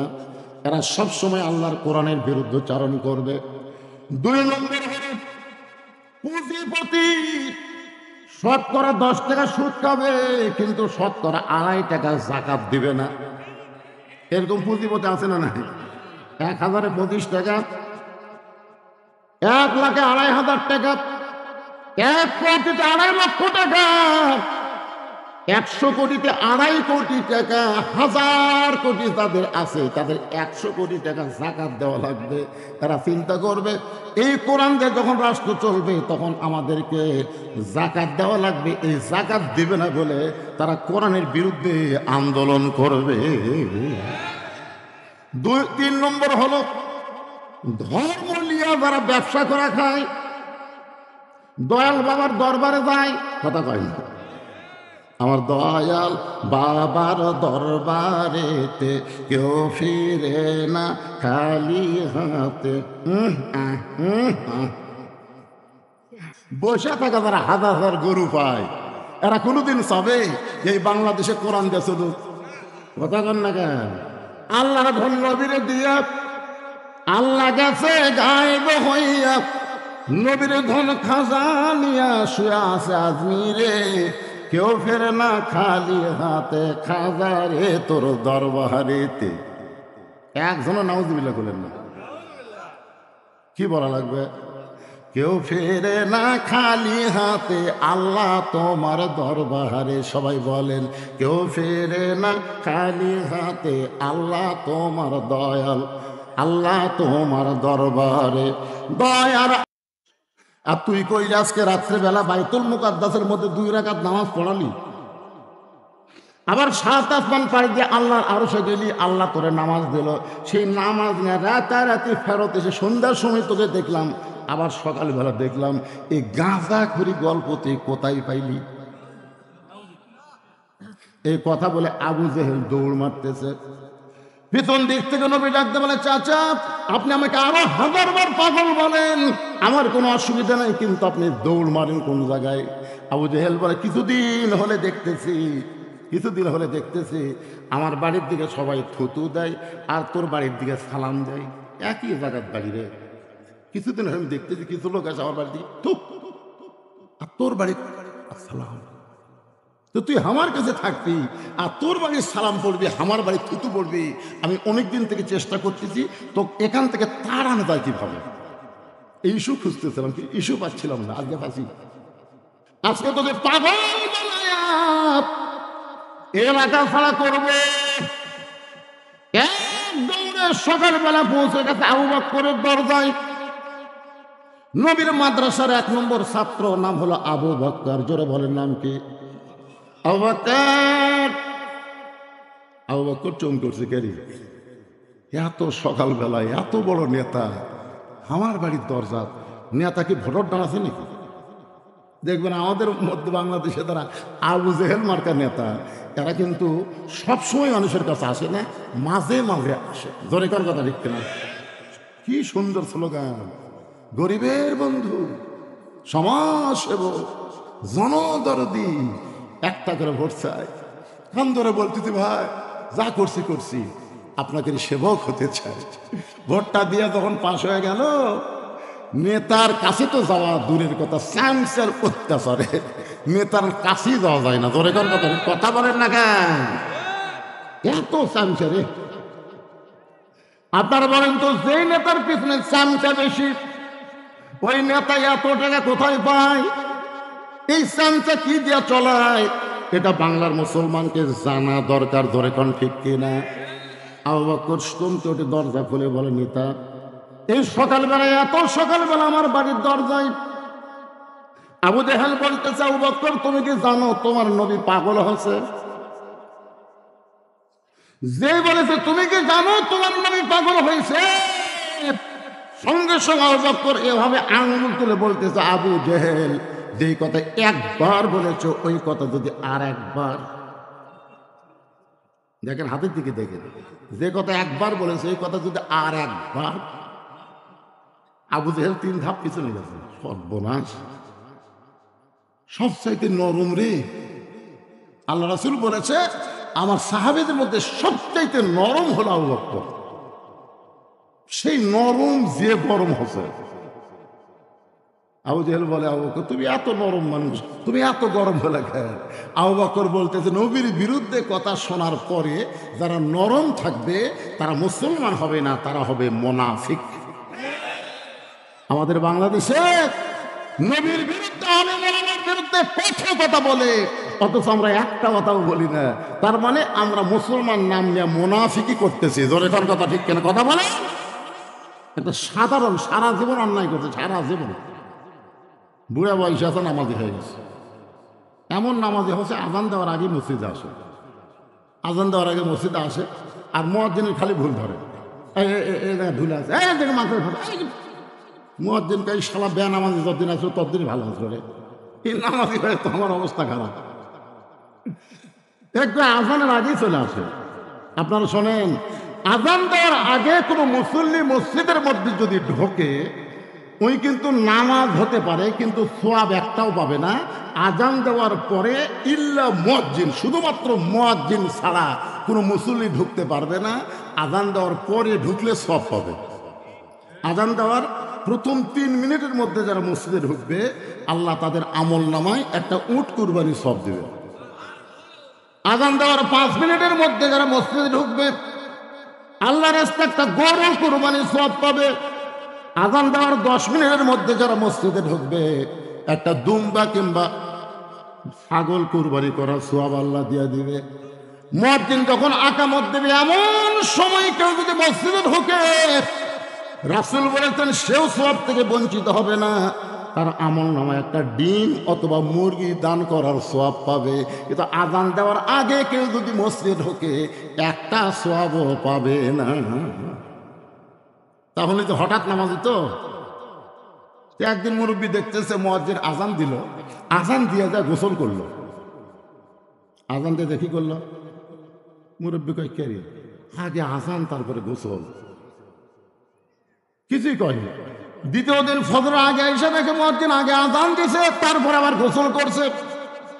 তৃতীয় দিন একই কাম করার কারণে মুরব্বী যেই ফজরের নামাজ হয়ে গেছে, মুসল্লি ভাই জরুরি এলান আছে। বলে কি এলান? এই মুয়াজ্জিনকে আমি লাগাতার 3 দিন দেখলাম, আগে ফজরের আজান দেয়, তারপরে গোসল করে। সমস্ত মুসল্লি বলতেছে মুয়াজ্জিন সাহেব ঘটনা কি সত্যি? হ্যাঁ সত্য। তো আপনি আজান দিয়ে গোসল করেন? নাউযুবিল্লাহ, এটা কেমন কথা? বলে এইটা এই শয়তান, এই শয়তানের জন্য। কারণ টাইম মতো আজান না দিলেই আমার ভুল ধরবি। আমার আয়সা থেকে মসজিদ বসে আছে, অর্ধেক আগে আজান দিছি, আজান দেওয়ার পরে গোসল করছি। তা আজান দেওয়ার পরে গোসল আপনি কি করছেন? বলে আমি ভাই আপনারা যে 4000 টাকা মাস দেন, এই দিয়ে আমার সংসার চলে না ভাই। ওই যে গুদাম দেখতেছেন, এই গুদামে আমি এশার নামাজ পড়ে কুলিগিরি করতেছেন। ফজর আজান আগ পর্যন্ত আমি কুলিগিরি করি, আমার গাওটাও ঘামে, শরীরের মধ্যে বহু ময়লা জমে। এই সারা বুড়ার কারণে আমি আগে আজান দিয়ে তারপরে গোসল করে ময়লা সাফ করি। চিন্তা করে দেখছেন, আল্লাহ নবী বলেছেন ওই ব্যক্তির মাথা সবচাইতে উপরে থাকবে। শুধু মাথা উপরে থাকবে না, আল্লাহ নিজের হাত দিয়ে তার মাথায় একটা টুপি পরাই দেবে। সেই টুপি পূর্ণিমার চাঁদের চাইতেও আলো হবে। সাহেব বললেন হুজুর এই মহান ব্যক্তি কে হবে? রাসূল বলেন ওই ব্যক্তি হবে মসজিদের মুয়াজ্জিন। এত বড় ভালো মানুষের দোষ ধরার জন্যে আমাদের বাংলাদেশে মুসল্লি কম না বেশি? কথা বল না কেন ভাই? যত দোষ ইমামের, যত দোষ মুয়াজ্জিনের, সবসময় দোষ ধরার চিন্তায় থাকবে না। ওনাদের সম্মানের দিকে একটাবার খেয়াল করে দেখবেন, ওনারা কত সম্মানী। নরম মানুষটা গরম হয়ে গেছে। আবু জাহেল বলতেছে আবু বকর তুমি কি জানো আমি তোমার নবীকে পাগল কেন বললাম? কি বলতে চান? বলে তোমার নবী আজকে সকালবেলা আমার সঙ্গে দেখা করে বলল সে নাকি আজকে রাত্রে বাইতুল মুকাদ্দাসে গিয়ে 2 রাকাত নামাজ পড়াইছে। সেখান থেকে 7 আসমান পাড়ি দিয়ে আল্লাহ আরো সে গেল, আল্লাহর সঙ্গে দেখা করে আল্লাহ নাকি 5 ওয়াক্ত নামাজ দিল। আমি জীবনে 2 বার বাইতুল মুকাদ্দাসে গেছি, যেখানে যাইতে লাগে 30 দিন আর আসতে লাগে 30 দিন। আর তোমার নবী কইল আজকে নাকি বাইতুল মুকাদ্দাসে নামাজ পড়ায়া 7 আসমান পাড়ি দিয়ে 5 ওয়াক্ত নামাজ নিয়ে রাতারাতি ফেরত এসে আমার কাছে এই গাঁজা করে গল্প শোনাইলো। এখন বলে আবু বকর এই কথাই বিশ্বাস করা যায়? আবু বকর বলতেছে এই কথা যদি আল্লাহর নবী বলে থাকে তাহলে এক বিন্দু মিথ্যা বলে নাই। লিল্লাহি আবু জেহেল কয় আমার সকালটাই মাটি রে, আমি কার কাছে গিয়ে খবর দিলাম, কাম তো হলো না। হযরত আবু বকর দৌড়ে নবীর কাছে আসলেন। নবীর কাছে এসে দেখেন নবী কাবার সাথে হেলান দিয়ে কাঁদতেছেন। আবু বকর মাথার পাগড়ি দিয়া নবীর চোখের পানি মুছে দিয়ে কপালে একটা চুমা দিয়ে বললেন ওগো আল্লাহর নবী এই বছর হলো আপনার কষ্টের বছর। সুবহানাল্লাহ। এই বছর হলো আপনার কষ্টের বছর। এই বছরের শুরুর দিকে আপনার চাচা আবু তালেব মারা গেছে। এই বছরের কিছুদিন পরে আপনার দরদের বিবি খাদিজা দুনিয়া থেকে বিদায় নিছে। এই বছর আপনি তাইফের ময়দানে গেলেন, তাইফবাসীরা পাথর মারা আপনাকে রক্তাক্ত করে দিল। আর এই বছরে আপনি নাকি আল্লাহর আরশে গেলেন, আল্লাহ পাক আপনাকে 5 ওয়াক্ত নামাজ দিল। হুজুর এরপরে আপনি কেন এমন করে কাঁদতেছেন? আল্লাহ নবী বলে, আবু বকর, এই খবর তোমার কাছে কে দিল? বলে, আবু জেহেল এই খবর আমাকে দিয়েছে। রাসূল বলে, আবু বকর, এই কথা কি তোমার বিশ্বাস হয়? আবু বকর বলে, সাদ্দাকতা ইয়া রাসূলুল্লাহ, এক বিন্দু মিথ্যা নয়, এক বিন্দু মিথ্যা নয়। সঙ্গে সঙ্গে নবী এক টানে আবু বকরকে বুকের মধ্যে নিয়ে কপালে একটা চুমো দিয়ে বলে, আবু বকর, আবু জেহেল সকালবেলা পাগল বলে যাওয়ার পর থেকে আমি এখানে বসে কাঁদতেছিলাম, তুমি সাদ্দাকতা বলার সঙ্গে সঙ্গে আমার সব দুঃখ দূর হয়ে গেল। আল্লাহ বলে, হাবিব, যে আবু বকর আপনার সাদ্দাকতা বলে দুঃখ দূর করে দিল, আজ থেকে শুধু আবু বকর নয়, আমি আল্লাহ ওরে সিদ্দিক ডিগ্রি দিয়া দিলাম। ইয়া আইয়ুহাল্লাযীনা আমানুত্তাকুল্লাহা ওয়া কুনু মা'আস সাদিকিন। আল্লাহ বলতেছেন যে ইমানদার বিশ্বাসীরা, আল্লাহর ভয় যদি তোমাদের কলিজার মধ্যে রাখতে চাও, ওয়া কুনু মা'আস সাদিকিন, তাহলে তোমরা সত্যবাদীদের সাথী হয়ে যাও। আপনারা বলেন, আবু বকরের সাথে কি আপনারা থাকতে চান? কারা কারা থাকতে চান? দুই হাত তুলে আল্লাহ দেখান তো দেখি। যারা হাত তুলবেন, আল্লাহ এর হাত দুলা করে দিও তো, প্যারালাইসিস দিয়া টান টান করে হাত করেন তো, কি হচ্ছে? আবু বকর রাদিয়াল্লাহু সঙ্গে থাকতে মন চায় না, হাত টান করেন। হাত নামান, মাশাআল্লাহ। আপনার কিন্তু হয়তো আবু বকরের সাথে থাকার জন্য দুই হাত তুলেছেন, বুঝবেন? লিমা তাকুলু মালা তাফআলুন, কথার সাথে কামের মিল নেই। আল্লাহ বলেছে, অমিনান নাসি মান ইয়াকুলু আমান্না বিল্লাহি ওয়া বিল ইয়াউমিল আখিরি ওয়া মা হুম বিমুমিনিন। এরা যতই আল্লাহ বিশ্বাস করুক, নবী বিশ্বাস করুক, আখিরাত বিশ্বাস করুক, এরপর এরা মুমিন না, এরা হলো মুনাফিক। আমরা কি মুমিন না মুনাফিক? আল্লাহ বলতেছেন, যেন আমাকে বিশ্বাস স্থাপন করেছ, আল্লাহর ভয় যদি পরিধার মধ্যে রাখতে চাও, তাহলে তোমরা সাদিকিন বান্দাদের সাথে হও। আপনার বলেন তো, বর্তমানে সাদিকিন বান্দা বাংলাদেশে কারা? কারা সত্য কথা বলে, কারা সত্য পথে চলে, কারা মানুষকে সত্য পথে চলার জন্য কষ্ট করতেছে? এরকম কিছু আল্লাহর বান্দা বাংলাদেশে আছে না নাই? এজরে কেন আছে না নাই?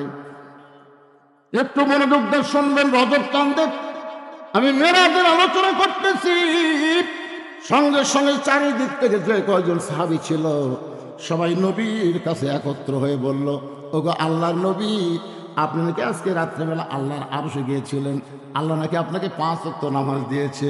নবী বললেন, সাহাবীরা রে, তোমাদের সবার কি বিশ্বাস হয়? সমস্ত সাহাবী বলেন, আবু বকরের সঙ্গে আমরা একমত। জোরে কান সুবহানাল্লাহ। আবু বকর রাদিয়াল্লাহু সাথে আমরা কয়মত? বসো। সমস্ত সাহাবীরা বসে গেলেন। এখন নবী মেরাজের ঘটনা শুরু করে দিলেন। বিশাল ঘটনা। আমি মেরাজের ঘটনা আজকে বলবো না ভাইজান, তবে যেই কথাটা গুরুত্বপূর্ণ, ফাসাল্লি লিরাব্বিকা ওয়ানহার। 1 নম্বর নামাজ, আর 2 নম্বর হলো কুরবানি। আগে নামাজ সম্পর্কে আপনাদের সামনে আলোচনা করতেছি, একটু মনোযোগ দিয়ে শুনবেন। আজকে মানুষ সব আলোচনা শুনতে চায়, নামাজের কথা বললে মন বেজার। যেরকম ঠিক কিনা? আমার এক লোক বলছে, হুজুর, 2টা আলোচনা যখন আপনারা করেন তখন কিছু কিছু লোকের মন বেজার হয়। একটা হলো নামাজ, আর একটা হলো সুদ। এই সুদের ওয়াজ করলে আয় হাই রে, কিছু কিছু লোক মন খুবই খারাপ করে, এর আর ওয়াজ নাই। আর নামাজের কথা বললে হ্যাঁ, নামাজ, নামাজের গুরুত্ব বেশি বলেই আল্লাহ কোরআনে 82 বার বলেছে। জোরে কর কথা কর না, হ্যাঁ, বেশি গুরুত্ব আল্লাহ দিছে ভাইজান। আর নামাজই পরে মানুষকে যাবতীয় খারাপ হিজকে বাঁচাই দিতে। আজকে আমাদের যে মেয়েরা পর্দা করে না, সেই মেয়েরা যদি নামাজি হতো তাহলে এরকম বেপর্দা হয়ে রাস্তায় ঘুরঘার পারতো না। জোরে কর কথা ঠিক কিনা?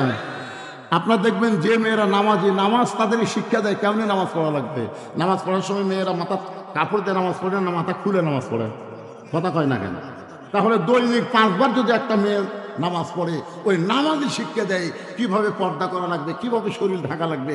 তো আল্লাহর কাছে যদি এরকম পর্দা করে নামাজ পড়া লাগে, ওই মেয়ে মানুষ কোনদিন রাস্তায় বেপর্দা হয়ে ঘুরতে পারবে না। ধরে কোন কথা ঠিক কিনা? যতগুলো বেপর্দা হয়ে রাস্তায় ঘুরতেছে, এক সাদিও নামাজ পড়ে না। আর আমরা মরদগুলো কতগুলো আছি মসজিদে, আমি জগন্নাথ করলাম, বাড়ি যাওয়ার পরে দেখি 3 তরকারিতে মুখের সামনে ভাত দিচ্ছে। খুশি হয়ে আমি আল্লাহ বারিক লানা ফিমা রাযাকতানা ওয়া কিনা আযাবান্নার দোয়া পড়ে যখন খাবার চাচ্ছি, ফেরেশতাকে আল্লাহ তোমার বান্দা নামাজ পড়ে এসে খাবার চাচ্ছে, এই বান্দার খবর কি? আল্লাহ কয় জাহান্নামী। ফেরেশতাকে আল্লাহ এই নামাজ পড়ে এসে দিয়ে দোয়া পড়ে খাবার চাচ্ছে, জাহান্নামী কেন? আর বউ নামাজ পড়ছে কিনা সেই খোঁজ না নিয়ে কেমনে খায়? কারণ আমি আল্লাহ বলেছি কু আনফুসাকুম ওয়া আহলিকুম নারা, জাহান্নামের আগুন থেকে বাঁচতে গেলে তুমি একলা বাঁচলে হবে না, তোমার আহাল পরিবার নিয়ে বাঁচা লাগবে। দরকার কথা ঠিক না? দোয়া পড়তে যায় খাচ্ছে, যে তরকারি পাক করা ভাত পাক করার সামনে দিল তার খবর না নিয়ে কেমনে খায়? আপনি যদি পরিচিত নামাজি হন তাহলে বউকে বলা লাগবে তুমি কি নামাজ পড়ছ, তুমি কি জোহর নামাজ পড়ছো? বউ যদি মুচকি হাসিদা বলে এখনো গোসলই করিনি, এই কথা যেই বলবে সাথে সাথে আপনি তরকারি সরাতে হবেন, ভাত সরাতে বলবেন গোসল কর, গোসল কর, তারপর আইন গোসল কর, গোসল কর। শুনবি না? ওর বাপও শুনবি, জোরে কোন কথা ঠিক না? মরদের মতন মরদ হন্ত।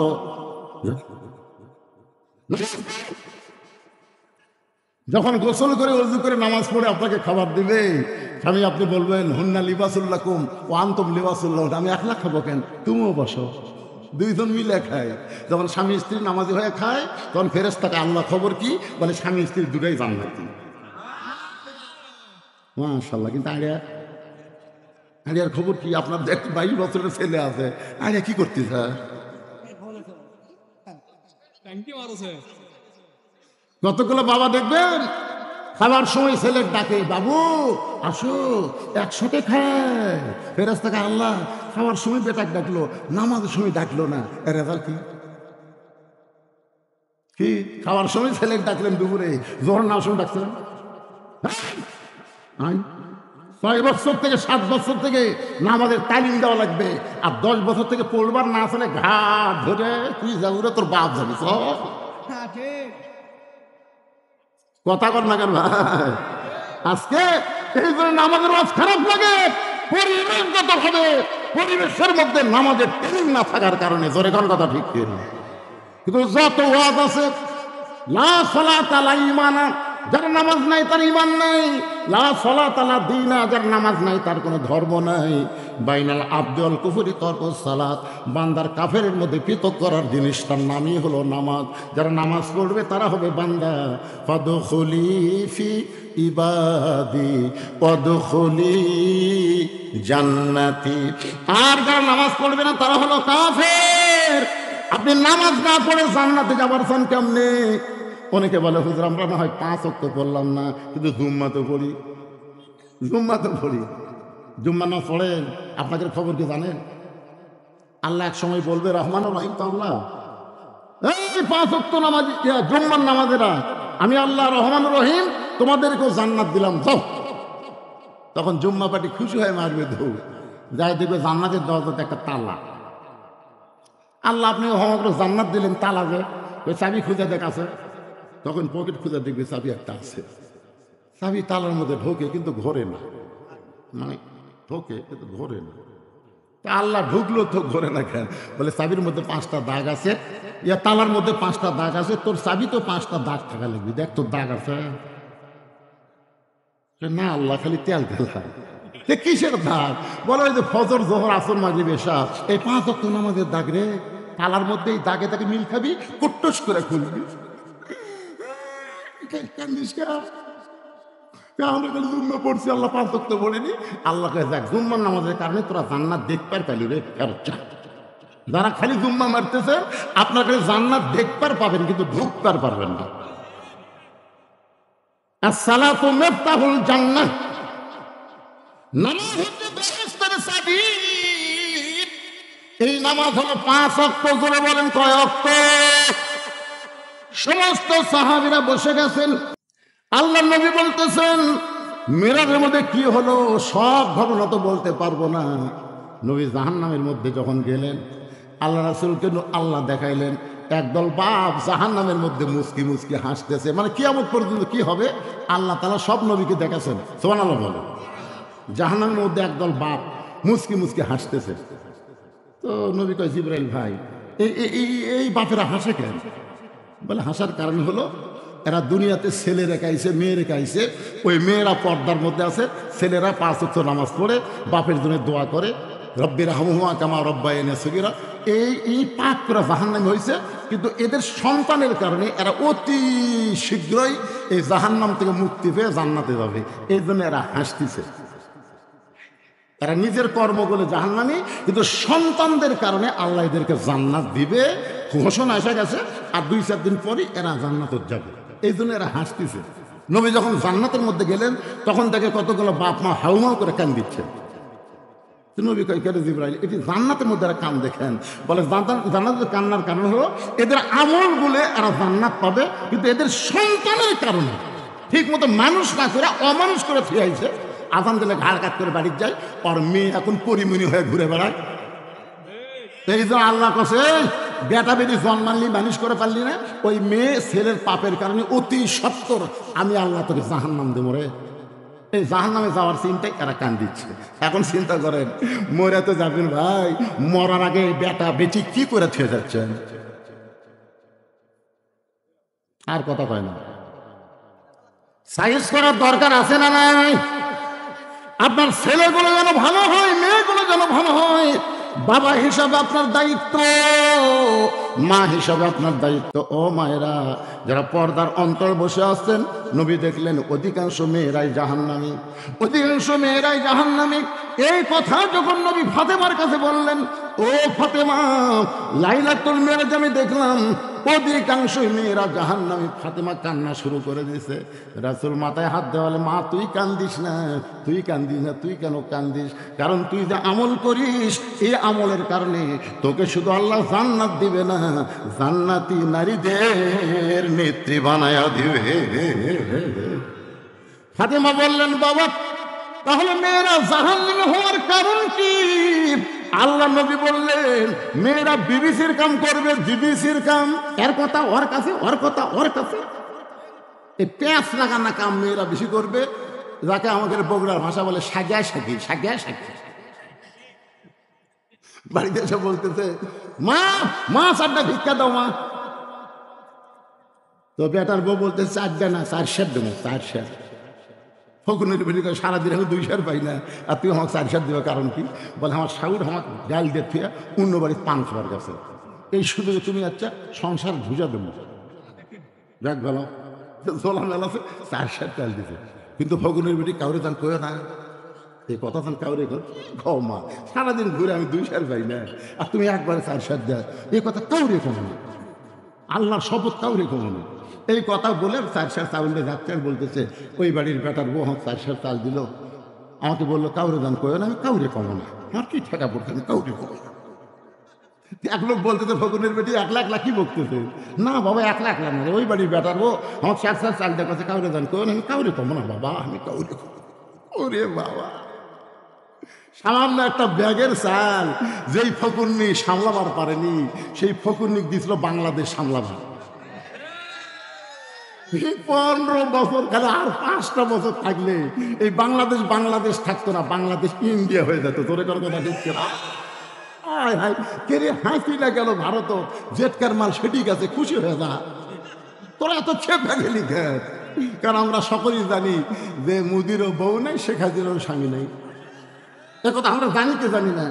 আমরা জানি যুদ্ধের সময় শেখ মুজিবুর গেছিল পাকিস্তানে, আর তার ছেলে মেয়ে বউ সবগুলো পাঠাচ্ছিল ভারতে। ভারতে ছিল, তাহলে যেখানকার মাল সেখানে গেছে।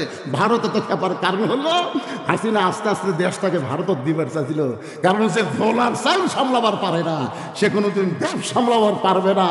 আগামীতে মুসলমান গ্রহণ করবে না, জনগণ কথা ঠিক না। কারণ আল্লাহ রাসূল বলেছেন, মা তারাক্তু বাদি আলা উম্মতি ফিতনাতুন আদারাল রাজুল মিনান নিসা, রাওয়াহুল বুখারী কিতাবুল ফিতান। বুখারী শরীফের হাদিস। আল্লাহ নবী বলেছেন, আমার পরে আমার উম্মতের জন্য সবচেয়ে বড় বিপদ হলো পুরুষ মানুষের জন্য নারী নেত্রী হওয়া। এ কথা আমার না, এই কথা 1400 বছর আগে আল্লাহর নবী বলে গেছে। একদিনে 4 বার ডোনাল্ড ট্রাম্প ডক্টর ইউনুসকে ফোন করছে, একদিনে 4 বার। কয়বার? ইউনুস স্যার ইউনুসুফ আমাকে সার করা করে, ডোনাল্ড ট্রাম্প ইউনুসুফ সার করা করে, আমরা চিনি না পারে। কারণ ডোনাল্ড ট্রাম্প জানে নোবেল পুরস্কার যারা পায় তারা সবার সার। স্যার আপনি মন খারাপ করেন না। অনেকে গুজব লিগ বলেছিল যে আমি ক্ষমতা পালে আমি হাসিনা ক্লিয়ার করে, মিথ্যা কথা। কারণ আমেরিকার মরদেরা কোনোদিন মেয়েদেরকে পছন্দ করে না। যদি পছন্দ করলো তাহলে কমলা হ্যারিস এবার প্রেসিডেন্ট হতো। কারণ ডোনাল্ডের মতন পাগলা কেউ আছে, মতিভ্রম পাগলা, সেই পাগলা বুড়াকে ভোট দিছে, তাও মেয়া মানুষও তারা প্রধানমন্ত্রী বানাবে না। চিন্তা করে দেখছেন ভাইজান, আমরা বাংলার মেয়ে এইটা বুঝতে পারলাম না। একটু মনোযোগ দিয়ে শুনবেন আমার মায়েরা। অতিরিক্ত জাহান্নামে হওয়ার কারণে মেয়েদের 2 নম্বর কারণ হলো তারা বেপর্দা হবে। মরার সময় তারা 5টা কাপড় পাবে, এখান থেকে তারা শিক্ষা নিতে পারে না। আমি আমার মা বোনদের জন্য বলবো, দুনিয়াতে আপনি জীবিত থাকতে মানুষ সবাই আপনার দিকে তাকাবে, কিন্তু আপনি মরে গেলে কেউ আপনার লাশের দিকে তাকাবে না। তারপর আমাদের দায়িত্ব কি? মেয়েকে 5টা কাপড় দিয়া, যে খাটনিতে মেয়েটাকে কবর দেওয়ার আগ পর্যন্ত রাখবা, ওই খাটনিটাও কাপড় দিয়া ঢাকা রাখবা। সবাই বলবে মেয়েদের লাশ দেখা পর্যন্ত জায়েজ নাই। যে মেয়েরা মরার পরে 5 কাপড় দিয়া, চাদর দিয়ে খাটনি ঢাকে রাখে, সেই মেয়েটা জীবিত অবস্থায় কেমন পর্দা করা লাগবে মা, এইটা আপনার অনুমান করে নেবেন। এই বুড়ি হয়ে বোরকা গায়ে দিয়ে কোনো লাভ হবে না। অনেক মেয়েরা দেখবেন যৌবন অবস্থায় তেমন পর্দা করে না, বুড়ি বয়সে পর্দা করেন। বলতেছে মা, আমার মতন বুড়ো যারা হয়েছে তারাও কোনোদিন বুড়ির দিকে তাকায় না। কারণ মানুষ বুড়া হলে মন কিন্তু বুড়া হয় না। জয় কান কথা ঠিক না? তাহলে একটা বুড়াও যদি বুড়ির দিকে না তাকায়, সেই বুড়ি আপনি বোরকা পরবেন, আর যুবতীর নাতনি বোরকা পরবে না, এটা চলবে না। ছোট গাছে বেড়া দেন, গরু ছাগল গাছটা ধ্বংস করবে না। ওই বুড়া গাছে বেড়া দেওয়া কোনো লাভ হবে না, কারণ গরু ছাগল ঘৃণা করেও একবারও তাকাবে না। জয় কান কথা ঠিক না? আমাদের মেয়েদের জন্য 1 নম্বর আমল হলো অকরণা ফি বুয়ুতিকুন্না ওয়ালা তাবাররাজনা তাবাররুজাল জাহিলিয়াতিল উলা। আল্লাহু আকবার বলেন। সমস্ত সাহাবীরা বসে গেছে। আল্লাহ নবী বলতেছেন এই 5 ওয়াক্ত নামাজ হলো 70 রাকাত। আল্লাহ আমাদের সর্বসাকুল্যে 70 রাকাত নামাজ দিয়েছেন। এই 70 রাকাত নামাজ 5 ভাগে ভাগ করে দিয়েছেন। 5টা ওয়াক্ত। ওয়াক্ত মানে কি? কথা কয় না।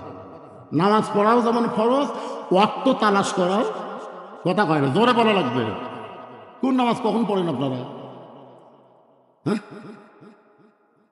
ওয়াক্ত বোঝেন না আপনারা?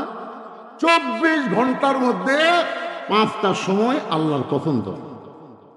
সূর্য উদয়ের আগে হলো ফজরের 2 রাকাত ফরজ নামাজ। সূর্য যখন পশ্চিম দিকে হেলে যাবে এমন সময় 4 রাকাত ফরজ, সেই নামাজের নাম হলো যোহরের নামাজ। সূর্যের পাওয়ার যখন কমে যাবে, সূর্য থাকবে আসমানে কিন্তু পাওয়ার থাকবে না, ওই নামাজ হলো আসরের 4 রাকাত ফরজ নামাজ। সূর্য ডুবে যাওয়ার সঙ্গে সঙ্গে বেশি দেরি করা যাবে না, 3 রাকাত নামাজ ফরজ, তার নাম হলো মাগরিবের নামাজ। যখন কিসের নামাজ?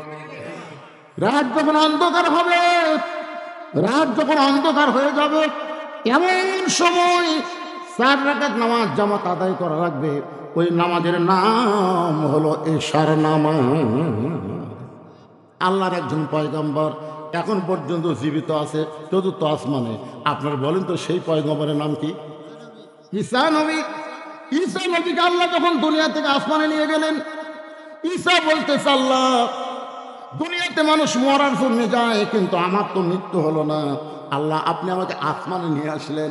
আল্লাহ বলে ঈসা তোমারও মৃত্যু হবে। ঈসা বলতেছে আল্লাহ আমার মৃত্যু কি তাহলে এই আসমানই হবে?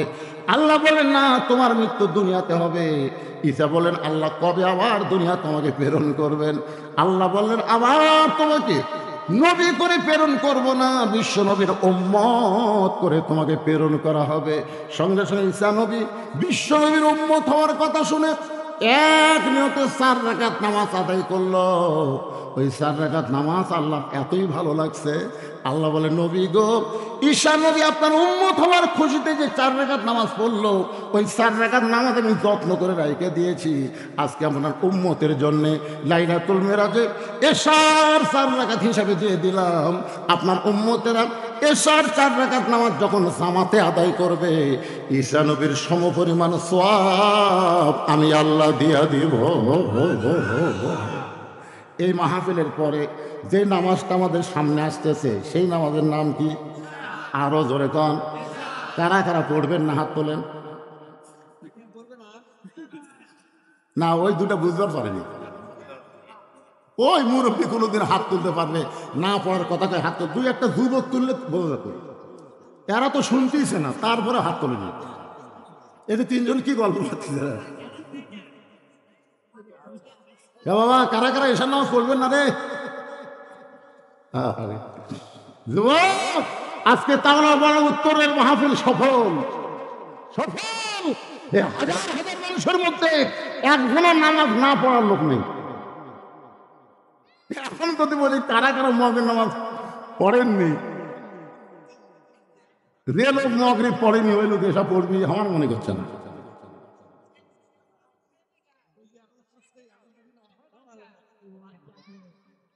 আল্লাহর বান্দার একটু মনোযোগ দিয়ে শোনেন। নবী যখন নামাজের ওয়াক্ত ভাগ করতে, ওয়াক্ত এবং রাকাত ভাগ করতেছেন,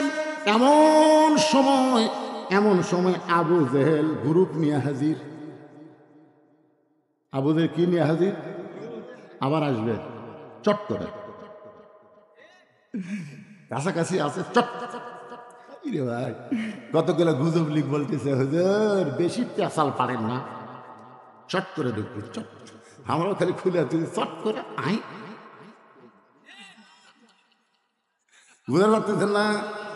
আপনার এলাকায় সবাই নাকি খালি এই হাসিনা গেলে ঠিক আছে, এদিন আমি আর নামই দিচ্ছি না, যা দরকার নেই। কিশোর নাম নিমরে কায়দা করে রব্বানা আতিনা ফিদ দুনিয়া হাসিনা, হাসানার জায়গা হাসিনা ফেলে দেবো, অসুবিধা কি? দরকার নেই। অনেক আপনারা শুনেছেন, এখন যেটা বলতে একটু মনোযোগ দেন। আবু জেহেল গ্রুপ নিয়ে হাজির। সকালবেলা নবীর সাথে একা একা দেখা হয়েছে, নবীকে পাগল বলে গেছে, এবার গ্রুপ নিয়ে আইছে গ্রুপ। আবু জেহেলের গ্রুপের মধ্যে একজন তেলা শয়তান ছিল, তার নাম হলো আবু সুফিয়ান। যেরকম নাম কি? আবু সুফিয়ান তেলা।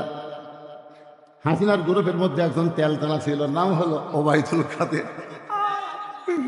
বোঝা গেল না, বারে কিভাবে থাকলো কিভাবে পলালো বোঝা গেল না।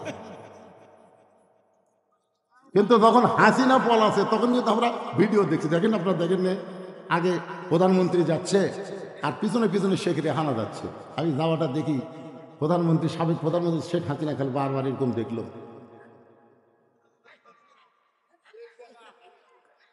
ওই সময় আমি একটা গান গাইছি, আর বউ আমার পাশেই ছিল।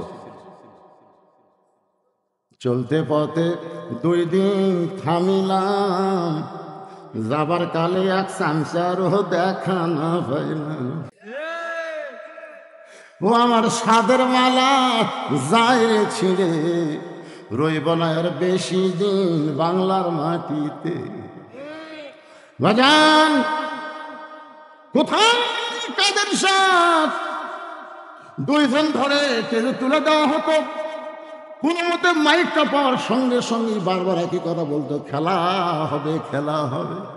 এরা কিন্তু তেলতেলা, এরা হাসিনার সঙ্গেও ছিল না, কোনো কালই ওরা থাকবে না। ধরে কোন কথা ঠিক না? কেমন তেলতেলা আইনমন্ত্রী, লঙ্গি সব করে নৌকার মাঝি হয়ে গেছে।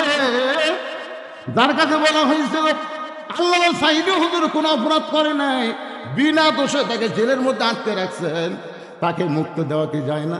বলে আইনের বর্তায় ঘটানো যাবে না, আইন যা করবে তাই। কেরা আইনমন্ত্রী, নিজে আইন তৈরি করলি, নিজে নৌকার মাঝি হলি, ধরা পড়ার পরে তুই কত বড় বেআইনি করলি, কত বড় দেখছে না, ধরে নিয়ে আসতেছে।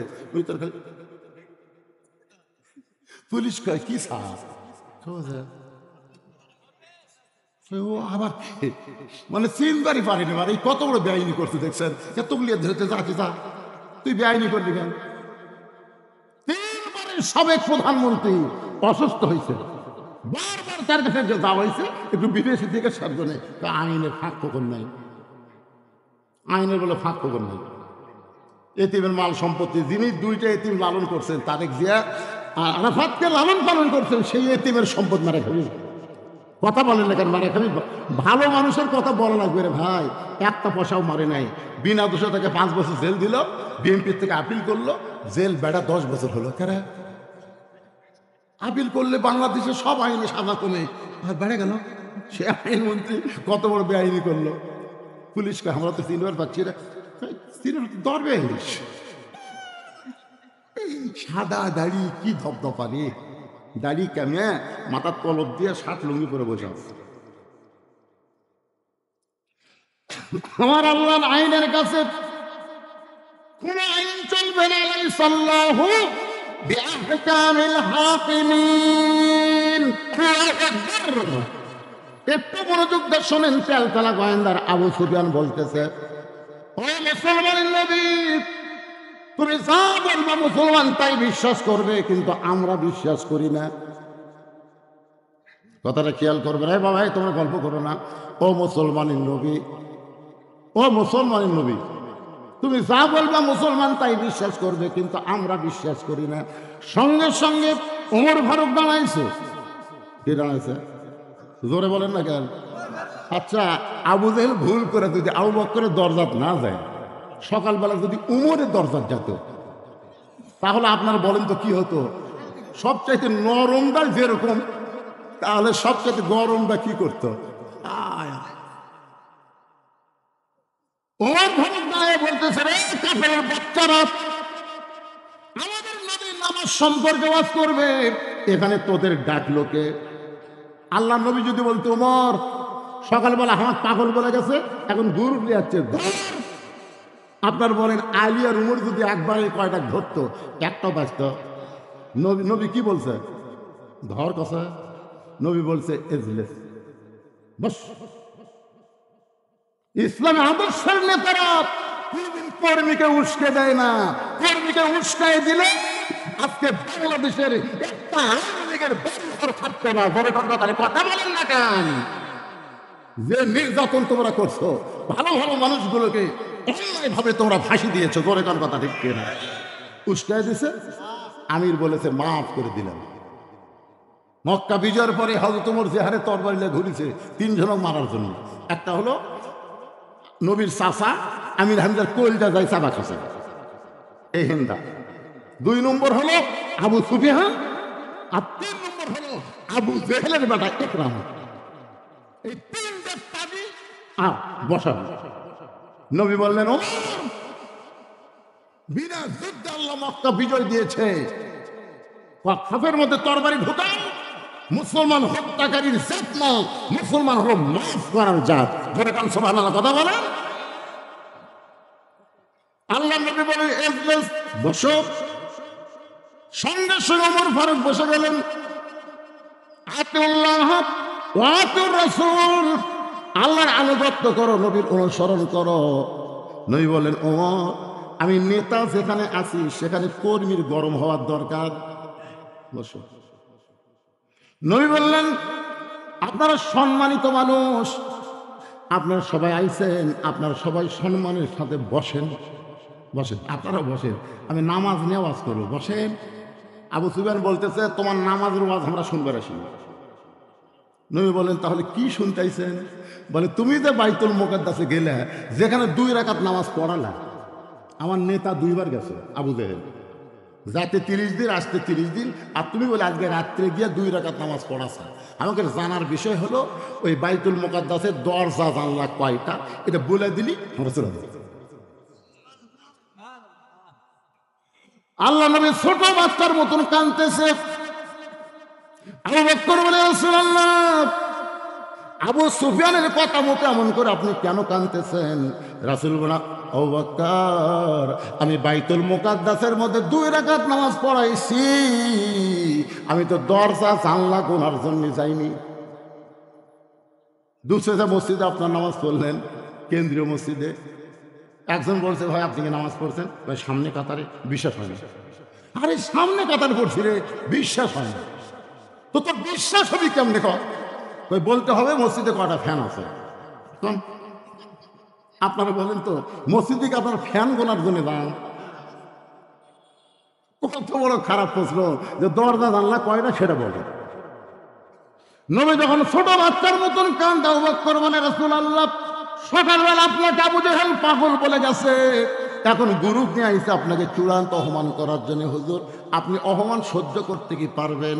নবী যখন এমন করে কান্দে, এমন সময় জিবরাইল নবীর সামনে হাজির হয়ে বলেন, ওয়ারাফা'না লাকা যিকরাক, ওগো নবী, দুনিয়া থেকে আরশে যে আল্লাহ নিয়ে যায় সে অপমান হবে এমন চিন্তা করবেন না। বাইতুল মুকাদ্দাসের দরজা জানলা কয়টা আপনি বলতে পারতেছেন না তো কি হয়েছে? আমি জিবরাইল গোটা বাইতুল মুকাদ্দাস আপনার সামনে হাজির করে আমার হাতের উপরে বাইতুল মুকাদ্দাস ঘোরাতে থাকবো, আপনি গুনে গুনে গুনে গুনে উত্তর দিয়া দেবে। তুইজ্জু মান তাশা পড়েন, তুইজ্জু মান তাশা ওয়া তুযিল্লু মান তাশা বিয়াদিকাল খায়র ইন্নাকা আলা কুল্লি শাইইন কাদির। গোটা বাইতুল মুকাদ্দাস নবীর সামনে হাজির করা হলো। ফেরেশতা জিবরাইল হাতের উপর বাইতুল মুকাদ্দাস ঘোরাতে শুরু করলেন। নবী দরজা জানলা গুনে গুনে গুনে গুনে খুশি হয়ে যখন বলে দিলেন, সঙ্গে সঙ্গে আবু জেহেল বলতেছেন, চলো যাই। আবু সুফিয়ান বলে, নেতা অপমান করার কথা। আবু জেহেল বলতে, চলো যাই। ও কথা জ্ঞানদাম করে কোনো লাভ নাই। এখন সমস্ত নেতারা নেতার কথা মনে করে সবাই চলে যাচ্ছে, কিন্তু আবু সুফিয়ান খালি পিছনে ঘুরতেছে, তেল তেলাবে। এই চলো যাই বুঝলাম না, এই চলো যাই মানে কি? বলে বুঝবার গেলে ফাঁকা রাস্তা ধুবি না, ঘরের মধ্যে চল। এবার আবু জেহেল আবু সুফিয়ানকে ঘরের মধ্যে নিয়ে বলতেছে, ভালো করে দরজা জানলা লাগিয়ে দে। ভালো করে দরজা জানলা লাগায় বলতেছে, দেখ তো ফাঁক ফুক দিয়ে কেউ কান দিয়ে আছে কিনা। আবু সুফিয়ান বলে, নেতা এমন কি কথা বলবেন যেই কথা বলার জন্যে আপনি দরজা জানলা বন্ধ করে আবার বলতেছেন দেখ তো ফাঁক ফুঁকো দিয়ে কেউ কান লাগা আছে কিনা। আরে কি কথা আবু জেহেল বলবে আবু সুফিয়ানকে? এই সলজার হেকমত আমি আপনাদের সামনে আল্লাহর কোরআনকে তুলে ধরব। ফজরের 2 রাকাত নামাজ যদি আপনারা জামাতের সঙ্গে আদায় করতে পারেন, আদম নবীর সমপরিমাণ সওয়াব আল্লাহ আপনাদেরকে দান করে দিবে। আমি চলো যাইনি আপনাদের সামনে, এখন আসতেছি কোরআন হাতে, শুনবেন না ভাইজান? আমাদের বাংলাদেশকে সামনে আমরা চলো যাই, জোরে কর কথা নেই। কোন দিকে যাবে? মমতাজ পাগলির মতন ওই রকম কাউকে আর আমরা চলো যাইয়ের মধ্যে রাখবো না। কোনো নায়ক না, কোনো নায়িকা না, কোনো দুর্নীতিবাজ না, কোনো ঘুষখোর না, বুক এক জায়গা পেট এক জায়গা, তেমন নেতা না।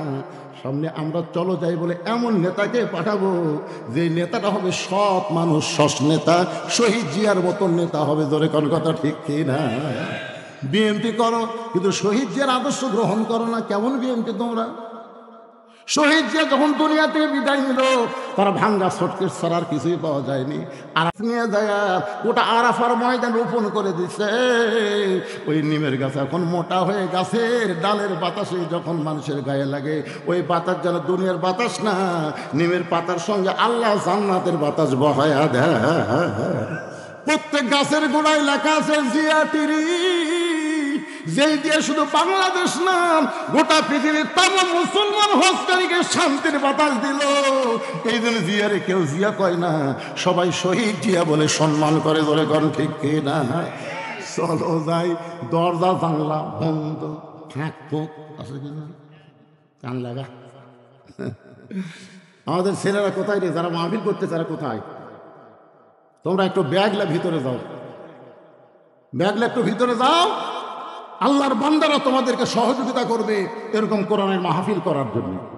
কোনো গান খেলাধুলা হবে না, এখানে হবে কোরআনের মাহফিল, তাফসির মাহফিল। আজ যেরকম রজব নিয়ে নামাজ নিয়ে আলোচনা হচ্ছে, এর চাইতে গুরুত্বপূর্ণ বিষয় নিয়ে আগামীতে আলোচনা হবে। এই মাহফিল চলুক। কারা কারা চান 2 হাত তুলে আল্লাহকে দেখান? যারা চান তারা হাত তোলেন, হাত নামান। ছেলেরা আপনাদের কাছে ব্যাগ না রুমাল নিয়ে যাবে। কারা কারা 1 টাকাও দিবেন না? এরকম যদি কেউ থাকেন একটু হাত তুলে দেখান তো। হুজুর আমার কাছে আসলে আমি 1 পয়সা দেবো না। সবাই দিবে, তার মানে সবাই দিবে। বাবা যাও রে, যাও ভিতরে নামো। এই ঢুকছা ভিতরে আপনার আড়াই বছরের জন্য বাকি কালেকশন করবে কিন্তু আগামী বছরের জন্য কেউ যদি কয় ছেলেটার কথা ঠিক আছে, এখানে অশ্বর বাড়াইছে, পকেটে হয়তো টাকা আনে নেই, যদি কয় যে আমি 10 টাকা ব্যাগের মধ্যে দেওয়ার চাইতো 500-1000 টাকা দেওয়াতে পছন্দ করি, এরকম যদি কেউ থাকেন, এই গ্রামের লোকজন, গ্রামের আত্মীয় স্বজন, তারা যদি কেউ থাকেন, তাহলে আপনারা এখানে আসেন, একটু লিখে দিবেন, কাগজ কলমে লিখে দিবেন। জি মাশাআল্লাহ, আগে থেকে রেডি হয়ে আছে রে। এ ব্যাগলা ঢোকে না কেন রে? ঢুকছে কোথায়? ব্যাগলা কোথায় দেখা যায় না, তুমি দেখতে পারবে না। কয়েকজন ব্যাগলা? একজন।